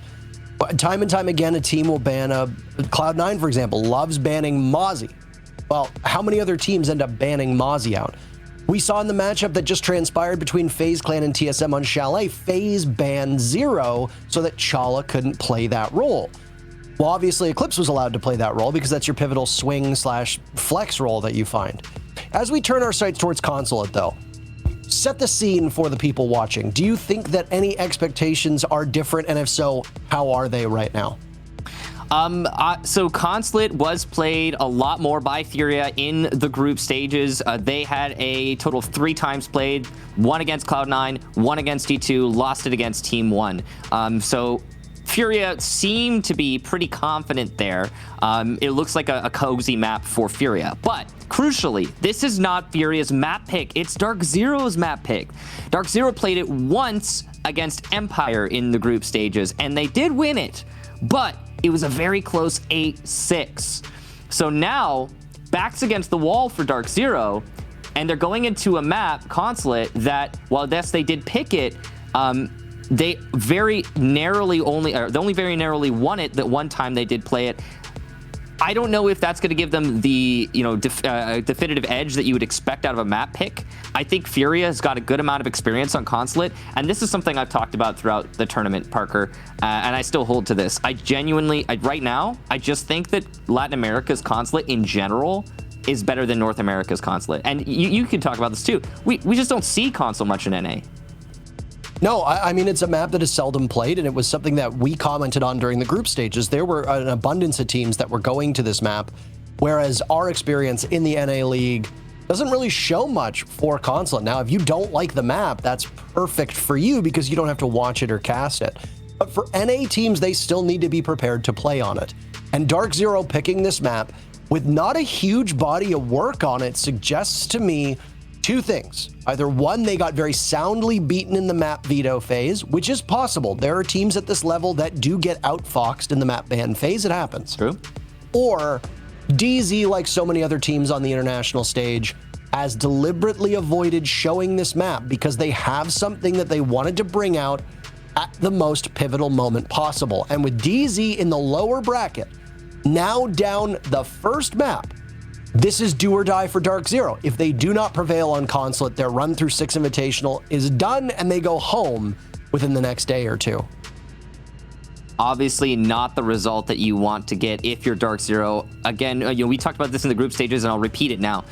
Underperforming expectations is the story for DarkZero. They've always been this high potential team that you could foresee being a juggernaut in their region and internationally, but at LAN events they tend to struggle, and we always see them come within a sliver of greatness. And in that last map, that's exactly what we saw. DarkZero just barely not able to hit the mark of the expectations that everyone, including themselves, set for them. and it's pretty rough that DarkZero wasn't able to take it. But Furia definitely earned that win, and we can't forget about that. Oh, absolutely. Furia looked lifeless in that beginning portion of the match. Even John said that. In map 1, Furia played downright poorly, and then they managed to come back, and DarkZero could not keep up with them. But that was map number 1. Map number 2 is a totally different ball game. We'll see if the teams have been able to right themselves in the mental game, because there's a physical game for them to play in the server. Blue and Stokes enjoy the heck out of this map. We'll toss to you now for map number 2 between Furia and DZ. Thank you very much, Parker and Kicks. And it is time, ladies and gentlemen, to jump into Consulate now, see if DarkZero can recover. It's been an interesting map for both of these teams so far in the event, but on paper, I would argue DarkZero looking a little bit stronger on this matchup due to their win versus Empire. At the same time, using the transitive property for matchups going into the next one has been probably the least reliable way so far this event to try and predict results. So that could end up meaning absolutely nothing. Let's get into it, ladies and gentlemen, and see if DarkZero are able to survive another map versus Furia, or if it'll be the onslaught from the Latin American team to 2-0 DarkZero and knock them out in the first round of playoffs. Well, it's going to be a lot of fun. As map 2, you guys heard on the analyst desk from Kix and Intero. Names I never thought, if you'd have told me 3 years ago, would be thrown to me. Pretty crazy stuff. So either way, though, we're going to have an initial ban here from Furia. They'll be taking down the Zero, and I really, really like this ban. DarkZero has been one of the mainstays inside of North America to utilize Zero, especially those Sam Cams, getting a lot of traction with those for flank watch, as well as what we saw inside of last map, getting rid of some decent utility inside of site as well. So solid offender to take away for Furia. That's going to follow with DarkZero's bans, which are going to be Sledge, mostly for piano and just verticality play across Consulate. We're used to that. Valkyrie, and then finally, the last defensive ban rotating this out, or rolling this out, excuse me. A lot of bans coming into this event targeted against a team-specific playstyle, and I would say that one leads in pretty well towards it. There is Zero getting knocked out once again. Sledge getting knocked out mainly just means we're going to see a lot more Buck picked more than anything there, as of course the utility kit going to be a little bit weaker on Buck. He's not as much of an issue to deal with when compared to Sledge, so teams do not mind banning out the Sledge and forcing players to default either towards Buck or another form of soft breach utility. Oh, well, would you look at this? Thatcher's left open and Thatcher's played. That's not something that we've seen happen too often here at Six Invitational. At least from our POV, yeah. Which is the funniest thing ever, because when it comes down to it, Thatcher's ban rate right now, 75%, pick rate 11%. So this guy is seeing an absurd amount of presence, especially inside of the bans, not mostly inside of the games though. And that's something that I really wanted to touch on, given the circumstances that we actually have him in play. A lot of these teams, even when Thatcher is on the board, completely avoiding him. And that's mostly due to the fact that we see Thatcher banned out 90% of the time, usually inside of games. And that makes it really difficult to get a lot of practice in with Thatcher, because if you're dedicating practice time to setups with Thatcher, you're more than likely not going to have him on game day. So when he's not banned, it's like, okay, do we shift the whole thing to just play with Thatcher, or do we do what we thought was right in the first place and play the lineup that we've actually had practice with? So that's where that kind of rub starts to happen in between the two different things. For DarkZero, though, this is Consulate, a map that's been around for forever. So plenty of practice here with Thatcher inside of that lineup, and we're going to have Mint running him for the time being. Based on the stats I have in front of me, this is actually going to be the first time that they've picked Thatcher all tournaments. So there was, I think, one other matchup where he wasn't banned out. So to be fair, not a lot of opportunities where DarkZero could have brought it in the first place. But once again, if the stats that I have in front of me are correct, this is the very first time that DarkZero have picked him up throughout this tournament. So definitely showing the lack of prevalence from this operator compared to what we normally see from him. DarkZero, of course, well on their way to opening up this map for better attacking angles, as they've gotten the garage leading into the basement site opened up relatively early on in the round. Still a lot more work to be done aside from that, though, before DZ are going to feel the confidence to push into that site. And we are seeing part of that come through in the upstairs clear now between NJR and Hyper. Yeah, this is going to be similar things like what we saw on Chalet. Clear out that top floor, force people back. But as you can see, something that Kickstar notated on is that Furia are not afraid to just back up. They've been setting up this way for quite some time on their defenses. They don't want to try and lose a member early on. They know DarkZero aren't going to be very forceful with their roam clear and try and establish some nice cutoffs. And it happens yet again here, Kicks, as you can see, my man. So they're back down into the basement, although DarkZero do have plenty of time, and that's the thing that's scary. Look at the amount of breaching charges right now on DZ, as well as obviously Hyper still having some impacts as well, but breaking up this piano floor is mostly going to be up to those breaching charges, as they're going to need to get rid of a decent amount of utility down low. As for the rest of DZ, though, Eclipse still working on the flank, so set that up. It's going to be a double air jab here for the eastern staircase. It's starting to establish the top-down angles and a top-down fight as well being presented there. Lenda taking the bait after the breaching charge goes out, but neither player ending up taking a load of damage, and really just with that one spray, both backing up pretty respectfully afterwards. That allows for NJR to have the freedom to deal with some of these evil eyes, and I'm sure Banshees as well, that were positioned all throughout that basement hold, and of course now makes the push from DarkZero that much more viable from the garage entry itself. In fact, here we go, but it's not a great start. Lenda immediately cutting the head off of Skies as he crosses the threshold into the building there, with more players possibly falling victim to Lenda if DC are not careful. Now they do pick up an exchange, Eclipse taking down Fantasy. Lenda still in the way though, but not able to stop the push this time. Case is retrieved. Hyper finally starts to put it down on the ground for the first time, and the Toxic Babe does not spread. That one is going to, but Case does not go down on the ground. Hyper thought he had the timing to where he could position it down and have that split second to get out of there before the smoke took him down, but he miscalculated it. And now DarkZero are bleeding out here yet again. A 3v4. There is not another Toxic Babe, so Lenda has to push forward, but that's an easy task for him. Up to a triple kill inside of this round. Now NJR with a single trade, but it doesn't even matter as Furia has stopped the take and won the first round. You know, there's not a day that goes by where I'm not impressed with the way that Kickstar's brain works with Rainbow Six Siege, because honestly, they get the panels open. I genuinely thought DarkZero had an opportunity here to break things up, be able to handle pipes, be able to break down a lot of this utility in sight, but it starts going so very wrong, and it all leads off with Skies overextending inside of the garage and getting taken down, trying to get rid of one of the evil eyes that they had Thatchered. So obviously Thatcher having some sort of effect over the map and the utility department, but they're just not able to find the frags onto Furia. Furia backs completely off, and their first frag comes from across all the way from security hallway. Especially on a map like Consulate, this should not be happening to you on the offense. There is way too much verticality around this entire site down low to where you can definitely hold up Furia and not being able to peek a lot of these angles. The only area in which you really can't have any like oversight over is the security hallway and security. You can have full verticality over the garage, the back of white van, kitchen, all of it. You can play all of that area, and yet we didn't see DarkZero use that and put it into good graces for them. That's why they end up losing the round, and now Furia shift gears, headed up to the top floor to a site that we never see, console office. And we're going to see how the hold inside of this site ends up panning out for them.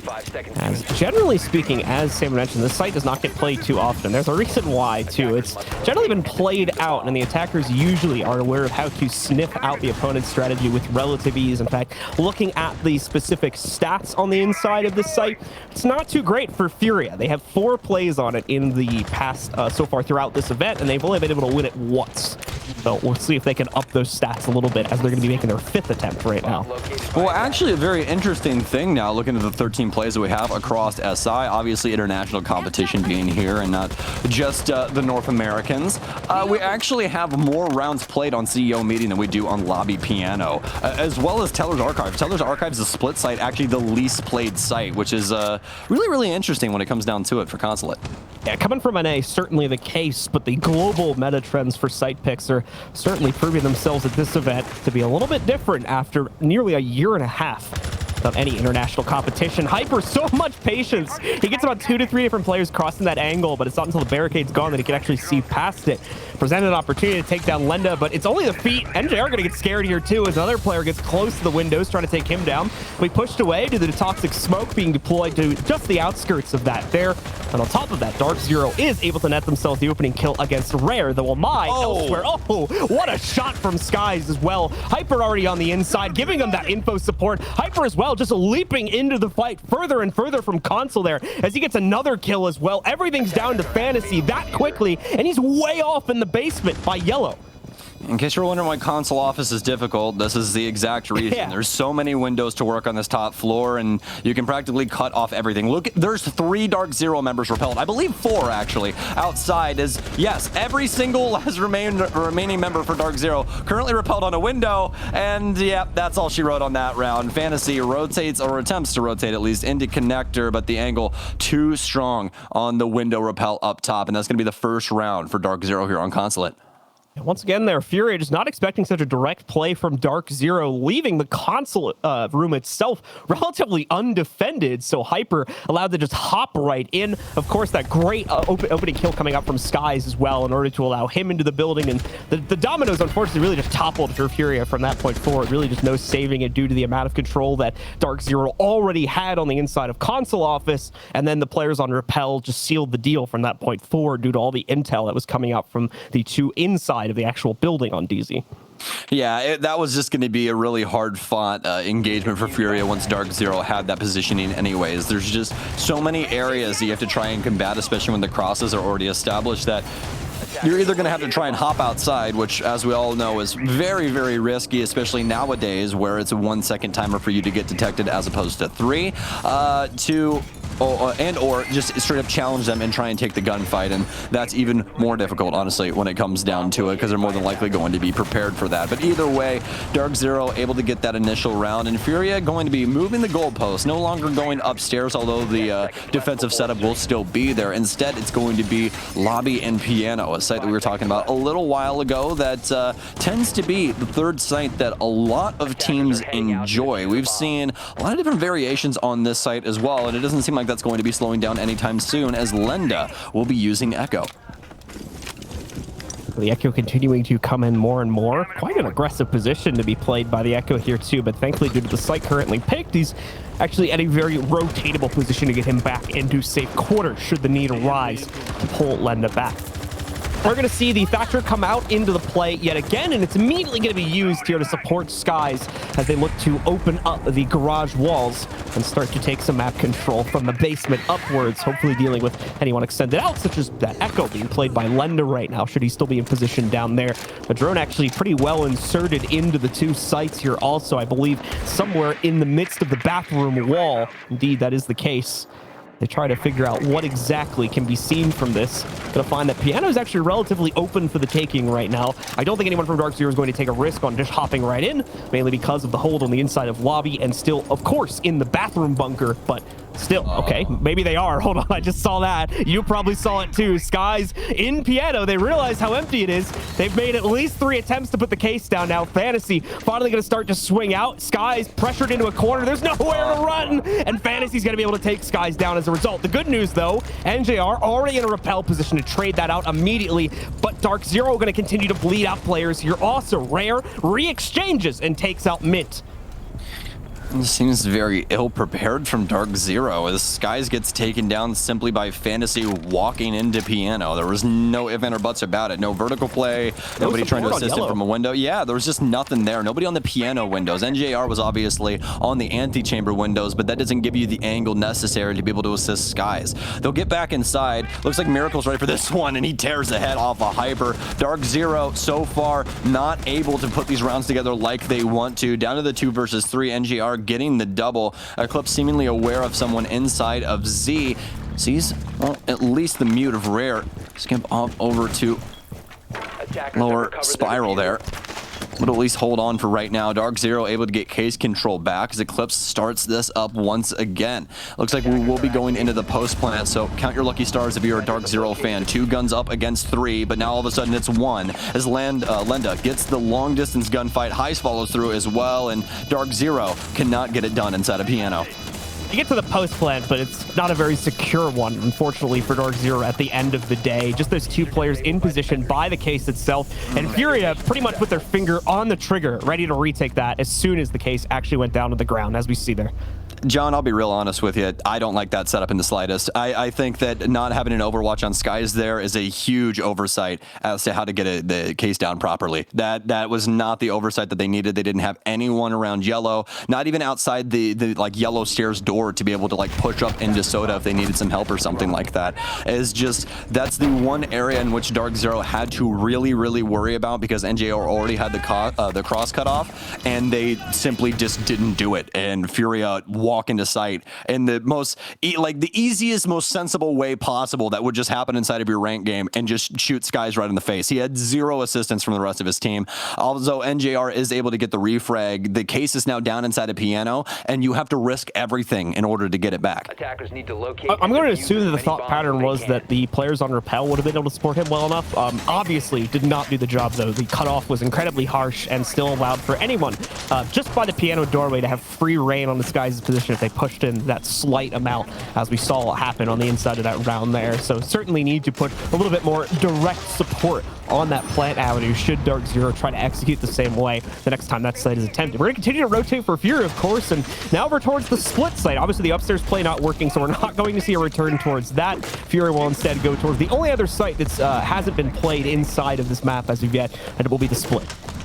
Okay, so very interesting setup here for Furia. So instead of taking Pulse, they take Aruni, slap her laser gates up, and then just have her punch the floor a metric load. It's actually insane. I mean, look at the amount of holes that Miracle is currently making. That's on top of the 2 impacts that they also use from Heist. Like, obviously, this isn't necessary to run this strat, but generally speaking, when teams go for the split hold, there's usually like a very large stack of nitro cells as well. A little bit light on that right now for Furia. Only 2 of them brought to the table here as they want other utility. The 2 or the 4 impacts technically between Highs as well as Fantasy, and then the bulletproof camera for Miracle as well. So it's a little bit of a different take on what you normally see, at least in the utility department, being provided by the defenders.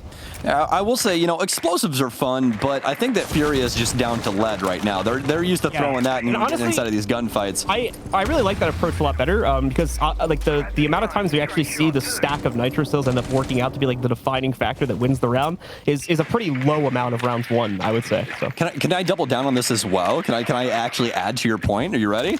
Yeah, go ahead. Well, Mint has EMP, so Pulse will be useless anyways.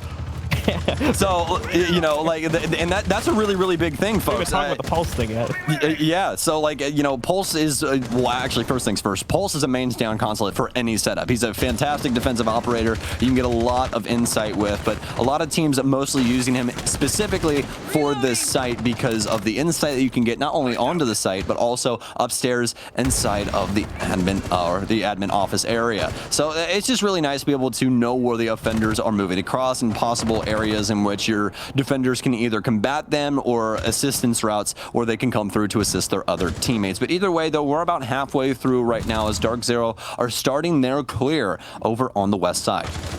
Fantasy. With the bullet hole lineup, but gets a set back at him instead. Hyper instead calculating out the position from Fantasy and eliminating the first blip of resistance from Furia on the inside of this round. Obviously, the utility department, not too much being lost there. Overall, there aren't any defenders that is going to lead to a massive lack of utility throughout the rest of the round here from Furia. Just an unfortunate loss that, for the time being, going to go untraded. Probably for the next few seconds. Here's the problem, though, for DarkZero. That's why the first kill they've gotten. They still have to take the site with 45 seconds remaining here. They've got a free drop onto the first floor. Lots of play potential to lead in from that, but they're going to have to vie against both of the nitro cells, as well as any rotates Furia may try to work against this take. A breaching charge is going off right now, and it sounds like somebody's stomping in the top floor of Consulate, but instead it's All these explosives going off, establishing new angles for DarkZero to use and attempt to hold back Furia. While they try and get this plant down. Decent amount of damage dealt to Hyper. He won't get the gunfight that he so badly wanted, but it might be coming sooner here as he'll continue to hold onto the staircase. Sky is going for the plant attempt now, but he'll hop off as Miracle's going to take quite a bit of damage. The frag comes through onto Miracle. Hyper pushing down low. He'll get taken out by Highs. The Nitro Cell comes through. It gets the double kill onto Skies and Mint. NJR only able to get the one frag. It was too little, too late. He was not able to take down the man throwing the Nitro Cell that would have stopped it from going off. Yeah, DarkZero unfortunately coming to the realization too late, I think, that they just did not have the time to bait out all of that defender utility while still getting the case down at 0 timer. Of course, without leaving someone incredibly exposed to being shot from the bottom up as well. You can see that in NJR just trying to go full Rambo at the end of the round there, fragging his way into the inside of Archives towards the back of the map, but to no avail once again due to a lack of time. Furia now leads 3-1 as we head into the back few rounds of the opening half with another basement defense coming up for Furia. One that we actually haven't seen them go back to in quite some time. Yeah, they haven't been there since the very first round, and the only round so far, DarkZero winning, actually being CEO meeting. So, see if they're able to do so, or able to pick up a site if they do end up going back there, but I highly doubt that Furia does so. Obviously, 4 different sites accessible to them throughout Consulate, and that top floor usually being the worst one. So, now for Furia, it's back down in the basement like we were talking about before. Not too much of a change up inside of their defensive strategy. Does seem like some reinforcements being put on this mid floor here, but as we'd seen prior on this defensive setup, it was simply allowing DarkZero to get initial contact or initial information onto the Furia members and then get them back downstairs to play out the rest of the defense in more of a Turtle-esque setup. This time around, though, not going to be the case. Instead, holding on to the main stalls area right outside of Antechamber. Prep time finished. DarkZero spawned out, trying to make their last bits of impact on the inside of this half before they're thrusted onto the defense. And hopefully things will begin to look a little bit brighter for them, because right now DarkZero are in a very delicate position, not only on the inside of this map for Consulate, but overall in the matchup. Having lost control of that first map on Chalet, they now sit at risk for elimination here if they are not able to close out this map and send us to a third and final one. This would be certainly a far cry from the results that DarkZero were expecting to get at this land, should they end up going out in the first round of the playoffs. DarkZero will be able to at least get the garage panels open. We've already seen Furia move all of their forces back to the basement. The last 2 remaining members outside were Highs as well as Fantasy, as they move both of them back down low, but a Nitro Cell comes through now for Highs. It seemed to be a pre-place that Fantasy was using audio off of to be able to secure that kill, so that's NJR off the board. The top frag now down for DZ, as well as some soft destruction. Losing NJR yet again. One of the most impactful fraggers so far for DarkZero on the inside of this matchup. And with no kills coming out against Furia so far, they are certainly going to be wishing they would have had him still at this point in the round. But obviously, not going to be relying on that. They have to work themselves forward regardless. EMP goes out. Oh, nice little angle being deployed to the inside of the bathroom there as well from just on top of the stall, I do believe, as they punch out a small shotgun hole there. Not going to stay in that position. In fact, I think the rotate is completed back downstairs, so this will be flushed out by DZ, and now they can focus entirely on the basement attack with the remaining time on the clock. A little over a minute to go here.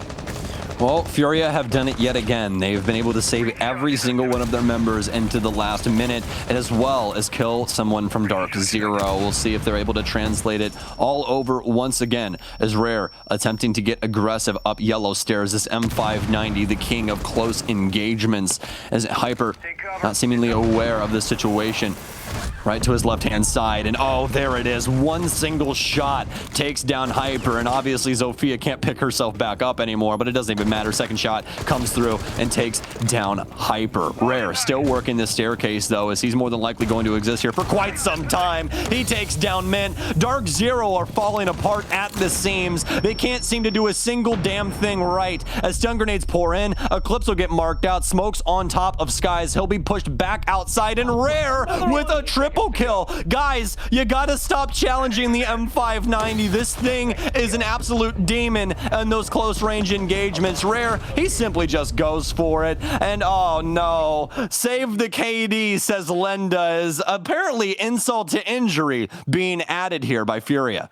I mean, what a Herculean effort for Moreira on those yellow stairs right there. He had drones on him at one point at a pretty far range as well. So DarkZero had all the intel they needed on that player, but still couldn't find a way to isolate him out on one of the swings by putting pressure from the alternate side of the garage peak they had on top of peeking the yellow door at the same time to guarantee a trade. Just never something they could work themselves into. So he's allowed to get all these detached 1v1s and shut down player after player after player, by far being the most definitive factor in what stops the push from DZ in that late round situation. Not to mention, once again, having to fight from the 4v5 with their most potent fragger not being a factor in that round as well. And this looks like we are going to get attack timeout as well here, assuming for DarkZero. You guys can see BC in the back there, giving the team a pep talk, talking them through what they need to be doing for the rest of Consulate. And to be completely honest with you guys, well, I've seen this anime before. I've seen this squad do this for about 2 years now. It gets very rough for DZ because every single time we think that they're going to do something amazing when they get to LAN. And obviously LAN's been something that's been not the greatest thing for them in the past, but the issue is this. Usually when they get to this point, they stop playing to win and they start playing to not lose. And that's the worst thing that you can possibly do inside of these situations. And the reason I say that is because we don't see them truly adapting to the setups that Furia are providing, especially inside of that last round. DarkZero still stick to the main game plan of clearing things out, don't truthfully give Furia the respect that they need inside of the mid-level, and they get punished for that all across the way, all the way down to count them, 3 separate one-on-one engagements with a guy on yellow stairs with a shotgun. I'm not trying to tell you how to do your job. I'm just saying that's not necessarily something that bodes well for success. And it's not like Rare was being super passive either. Rare He was just swinging it, man. He's just playing the angle. He was regularly peeking the yellow angle, both the door and the vending stairs. He would full swing it multiple times. So there was more than enough of an opportunity for DarkZero to try to catch that. It's unfortunate, obviously, that didn't end up coming through. And now they pay the price for it at a 4-1 deficit. And we're going to the site where we've seen what was, in my opinion, the weakest attack so far from DarkZero. The future does not look bright, but hopefully that pause allowed for a recentering specifically for this attack. Well, Rare currently tied kill-wise with 4 of DarkZero's members combined.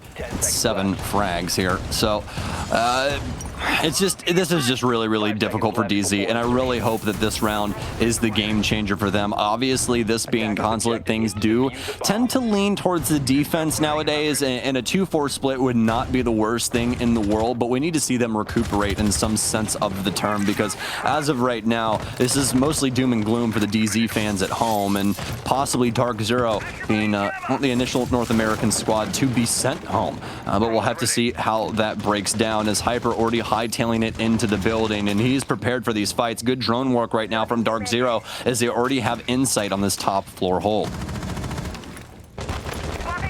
We continue to see pressure applied by DZ as they take initial admin control for themselves. Of course, Rare, once again, at the same M590 getting in the way of it. That's not the only thing getting in the way of DarkZero right now. Again. A Nitro going to be taking down Hyper, thankfully retrievable this time. But still, issues will face DarkZero regardless. Hyper now down at 20 HP because of that revival. Not going to come back at full strength here. Has to be very cautious throughout the rest of this round, and especially considering that the full breadth of utility still in the kit there for the Zofia, probably going to keep Hyper on the back foot until at least that can be used. Well, unfortunately, Mint throws an EMP down long desk. Ends up getting eaten by an ADS and has to throw another one. So it's going to be all of his EMPs now burnt up, as he'll use his last, still trying to deal with this top hold. And Furia, once again, simply waiting for the strike from DZ is, well, they've already moved out of Projector. Do not have to worry about that in the slightest. They're holding on to this main bomb site, but that's mostly Miracle as well as Lenda. The rest of Furia currently on rotation with Fantasy on quite an aggressive, well, peep upstairs, as he'll get rid of a drone and still push the envelope here. No other information as to where he can possibly be at for DZ, so have to worry about if he is still residing upstairs inside of that front desk area. Hyper just a slow creep right now. As Stokes is mentioning, looking for any players around the front desk area. Still just dealing primarily with utility here, but more important than anything is the position that Hyper has is a lot for DarkZero to potentially play off of, especially if they're going to go for the drop down the hatch and meeting and put some additional pressure in from the front door. Here we go. There's that office drop, or lobby drop, excuse me, allowing them to get into the B site and start working towards the plant. Skies will look to put it down first, but immediately we're going to see Highs sneak up Spiral, steal away NJR. Doesn't interrupt the plant, mind you. Skies should still be able to get this down. Oh, maybe not a Nitro. It interrupts them, but the Fuser still goes down on the ground. The OBJ has been completed. Here's the issue, though. They're fighting from a 3v5. A good start for Mint, and he's able to execute Fantasy, but the other four quickly rotating back up to try and retake this site regardless. DarkZero, though, also with top-down angles, will make this difficult. However, Highs quick on the tail of this, looking to try and pinch out the players, but no, has failed to account for Eclipse, who is still downstairs. He wraps up through the Visa stairs to take out Highs. It's not looking good for Furia right now as they're quickly running out of time. Oh, what? What a team kill! What? How did that happen? Mint goes down. Eclipse is standing, and he's not even ready for the fight. And Projector Lenda shuts it all down, and Furia go up 5-1. Disabled by defenders. Defender mission successful. I have no words, John. I don't know what to say. I really don't. That's not a way that you really want your land to go. That's, oh man. Yeah, congratulations. You played yourself, DarkZero. That's going to be a really, really difficult round to get around, guys. And I really hate to break it to you, North American fans, but that's more than likely going to be the thing that seals the deal here for DarkZero. That is an absolute mental, like a mental break, but that's just like a mental gap. Like their entire brain is just gone. It's just been completely disintegrated. Like that round right there was probably DarkZero's greatest opportunity to get another offensive round on the board. And they actually had pretty solid hold over that entire top area. I just don't necessarily know how Eclipse doesn't know that Mint's in the area and he ends up killing his teammate. That's so unbelievably rough for DZ. But now they have an opportunity here to bring this back, and obviously going to be on the defensive side. This will prove to be the better side for DZ, at least. They do have an opportunity here to lose one more round before Furia are up and on to map point. But this situation right now, I cannot express to you how dire this is for DarkZero. Yeah, we talk about Consulate being one of the many maps inside of our pool that's defender-sided, but from my experience, generally not trending too heavily to that side. Certainly not in the neighborhood of a 5-1 split, that's to be sure. So DarkZero, needless to say, fighting from the back of the pack right now to try and survive on the inside of this series. It would take a massive effort from them at this point to come back. Otherwise, we're going to be looking at Furia moving forward further into the lower bracket, and DarkZero taking a very early exit here in the first round. Yeah, and speaking of Furia, I'll be honest, I did not expect this out of them so far. I mean, a lot of the group stage games that we saw, it was a lot of back and forth with them. Some squads, they were able to edge out the win. Some others just simply taking it to Furia, where they were not able to really get any rounds put together. But up against DZ so far, they've seemed unstoppable in both of these maps, and they're here to close out Consulate, and not only close it out, but do it in quite convincing fashion. But they're out and onto the board yet again here, but this time for the very first time on offense. And looking at their lineup overall, it will look a little different from what we saw from DarkZero, most notably the Yana coming into play, as well as the Buck, which we touched on earlier after that sledge ban. Very slow start to this round for Furia as they know there is presence on the second floor. We can see DarkZero looking for I think it's a JR looking for an opportunity to try and swing into this fight if it gets presented at all. Try and get in more than one peek as well here. He's got players repelling against him inside a console, Projector. Yeah, that was not the decision. The window pane upstairs as well. I mean, there was like 4 different positions this guy had to worry about. Honestly, can't blame NJR too much, aside from the fact that he probably should have rotated out of there sooner. Yeah, he should definitely not have been in bathroom. That's unless he wants to try and impact out towards like top yellow or something like that.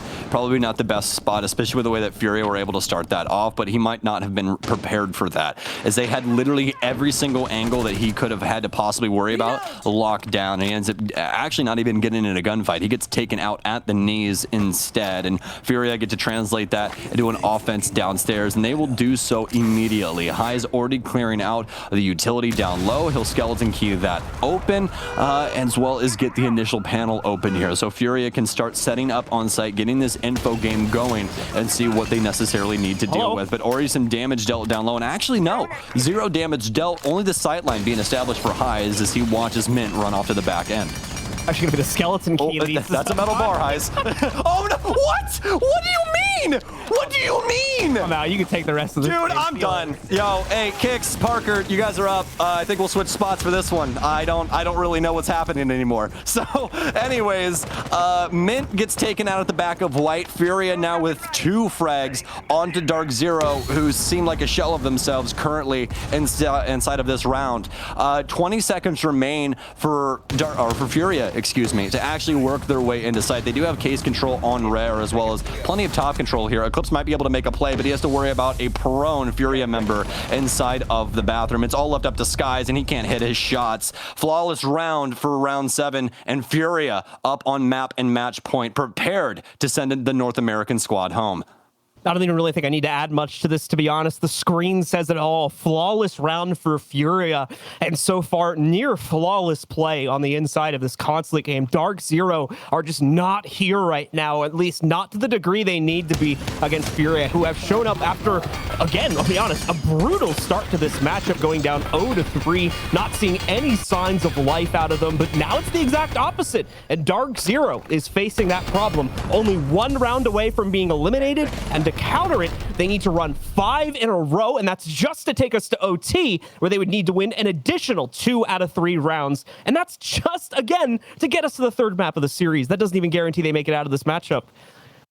Yeah, that's just to fly away from, if I remember correctly, Consulate being in France and, you know, taking a trip to Italy. That's just to get us to the next map, John. They have to do that. I mean, I'll be honest, if this was one of my ranked games, I'd immediately be like, yeah, the game's over. Okay, we're going to lose this elo. We're moving on to the next one. But obviously, DarkZero cannot have the same mindset as John and I. They cannot quit here. As for Furia, they need to shove them deeper into this hole. It looks like Furia more than likely going to get away with the bag here, but not before DZ have something to say about it. It all starts right now as, well, we'll have the 6th pick that we were talking about earlier for this bomb site when Furia played it, but instead Skies will actually be the first one to play Pulse here on Consulate. Well, let's see if Furia can complete it in 7-1 fashion. Couldn't ask for a more appropriate scoreline to shut this down as well if it comes to fruition. But DarkZero, we know they can bring more than this. We know the type of team they are and the type of performances they've given us in the past. And SI 2020, they made it to this very same point in the playoffs, managed to 2-1 BDS before getting eliminated by Space Station inside of the upper bracket semifinals. Now, they're about to take a step back from last year's performance and go down at an even earlier stage, 1 phase before in the playoffs, should this matchup be completed in Furia's favor. Okay. I didn't see the pest hop, so I don't know if Linda exactly got a pest there or not, but my screen was also looking like Minecraft there for just a split second. Either way, though, going to end up shooting his own drone just in case a pest was on it. And, well, Furia, once again, with the opening frag for the nth time here on Consulate, taking down Hyper. It's currently 3-3-8. Only member on DarkZero that's positive currently being NJR at 6-0-4 as they start this top clear. Able to get that frag inside of the opening minute yet again, something that we don't see happen too often, and that Furia avoided almost entirely on their defensive side. Like, we're out from the mix. 4 remain for DarkZero to defend their fate, defend their legacy here at SI 2021. It's certainly not looking good as Furia continues to sweep through the upstairs part of this map and take that control away. Admin still held in partial by DarkZero. You can see both Eclipse and one other player maintaining that position, ready to fall back at a moment's notice. Furia, though, still taking a pretty passive note upon that. They're hoping DarkZero over-aggress and peek into them. That isn't happening. So it's going to have to be Furia that take the next step forward here and try to pick up the kills against these 2 hard-held positions from DarkZero. That's a good find from Skies, knocking out Lenda and the Ash along with it. It equalizes us down to a 4v4. Fantasy also low. If he takes the fight by Admin here in a second, good chance he could come up dead as well. Very risky right now for Furia. as they're trying to slow down DarkZero, trying to find these frags, but DarkZero seemingly finding the second win now as they take down Miracle. Man advantage in their favor. Eclipse now taking some heat as he'll be down from the opposite window. Rare assisting with this top clear, not able to assist with NJR though, as NJR seemingly aware of the situation here with Rare. Instead, it's going to be a double kill for him, waiting for that peak. But now, Furia with the top floor control, still have to possibly worry about nitro cells down low. But as the second check goes through, no nitro cells available for DZ. Only the intel from Skies as to what the situation has to offer. Rare will be taken down as DarkZero have actually moved upstairs to be able to defend the main lobby area. Mint with 2 here now, able to take down the second member of Furia and keep DarkZero alive with that TCSG-12.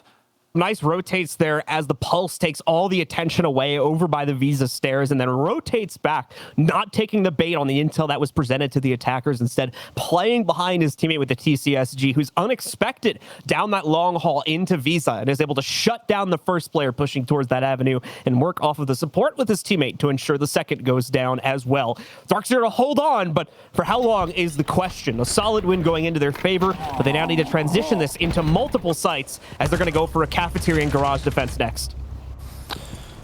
Okay, well, they've at least started the car. Now they just have to drive it to the finish line. That's the biggest thing, right? 4 rounds in a row right now is what DarkZero requires in order to get us to overtime, and they're going to be going downstairs. And this is going to be in quite stark contrast to the defensive setup that we saw from Furia. Lots of anchor play here for DarkZero. Eclipse going to be on the Echo. Mint with the Maestro, as well as the smoke coming in for Skies, an operator that we've seen him take a liking to within recent history, or at least within the last couple of years. Either way, though, DarkZero still primed and ready to try and defend this basement floor. We'll see if they attempt an initial roam to try and delay the time of Furia, like we saw Furia doing with their defenses. But to be completely honest, I highly doubt it. I don't really think we're going to be seeing that all too much from DZ. More than likely, just be attentive to the situation down low and see if they can win it out on this garage execute. Now, Furia out onto the board, and, well, no real changes for them inside of their lineup. But once again, probably going to see a very passive start to this round. DarkZero know the situation they're in, and to make any out-and-about aggressive plays that have that high degree of risk tied to them is going to be possibly pushing them closer to being eliminated from the tournament at this point. So probably not something that they can really afford to take, given the circumstances that they're currently up against. Furia, though, this presents a lot of early map control opportunities to them. And don't get me wrong, we still see a slight aggressive extension from DarkZero, going all the way up to the second floor even, being played between Hyper and NJR. They're not necessarily together is the problem. NJR, in fact, has already given up his position and has now fallen back. Hyper, as well, does not have an immediate opening on a hatch to fall back from, so he's going to have to go down Visa stairs and hope that that route is clear if he wants to remain relatively safe. And thankfully for him, there is no map control being taken by Furia on that department, so he's going to remain pretty safe and should be able to make it down to the basement with no issues whatsoever. Very well done from DarkZero here. This is exactly what we saw from Furia. Just get initial insight as to where the offense is coming from, let them see you, maybe shoot a drone or two, and then immediately leave. You want to try and keep your life and help out your squad inside of that last minute, where the execute's going to be going off for Furia, and if they do end up finding those initial frags, then it's probably going to go their way. They'd much rather take the 5-on-5 on site, and that's why we see Furia now taking control of this mid floor as they'll begin breaking down the piano floor to attempt to get open the garage panels. Rare actually working his way inside now as well. Just remember, he is the sole hard breach, so very, very important as to what he chooses to open and where he plays. Breach coming in once again here. Opens up the top-down POV for Furia to get onto the site. DarkZero still playing very much to their back line, though. It is almost literally a lineup of players towards Cafeteria and Security, even extending over towards Spiral right now. So Furia not going to get anything from these top-down angles. More than likely, will have to focus entirely on the site execute and use these to fend off the rotates into the site more than anything else. Obviously, still some utility on the site. You can see at least one more Banshee being presented to Lenda there, so going to have to take care of that before the team feels the confidence to push in, but they may not have the luxury of that as we now encroach on the 30-second marker. Well, Furia have done a bang-up job of clearing out most of the garage area. There is still going to be an Echo drone that's skipping around inside of sight, as well as those Evil Eyes that have the ability to look through smoke. So as of right now, the setup for DarkZero looking very strong. Evil Eyes starting to line up the feet of some Furia members. They'll be able to get rid of at least the Echo drone, and ADS will eat up one of those breaching rounds, though. As this case needs to go down right now. Echo cam up, able to take that down, but no, not able to follow through. Furia bullying their way to the back. NJR takes down one, but they need to be able to stop the plant. And no, not like this. DarkZero go down after their first successful defense. Weren't able to get the full breadth of what was going on, as we were simply trying to defend the case plant. DarkZero attempt to battle back, but as they do, Furia win almost every single gunfight, and they'll take Consulate. DarkZero's map choice,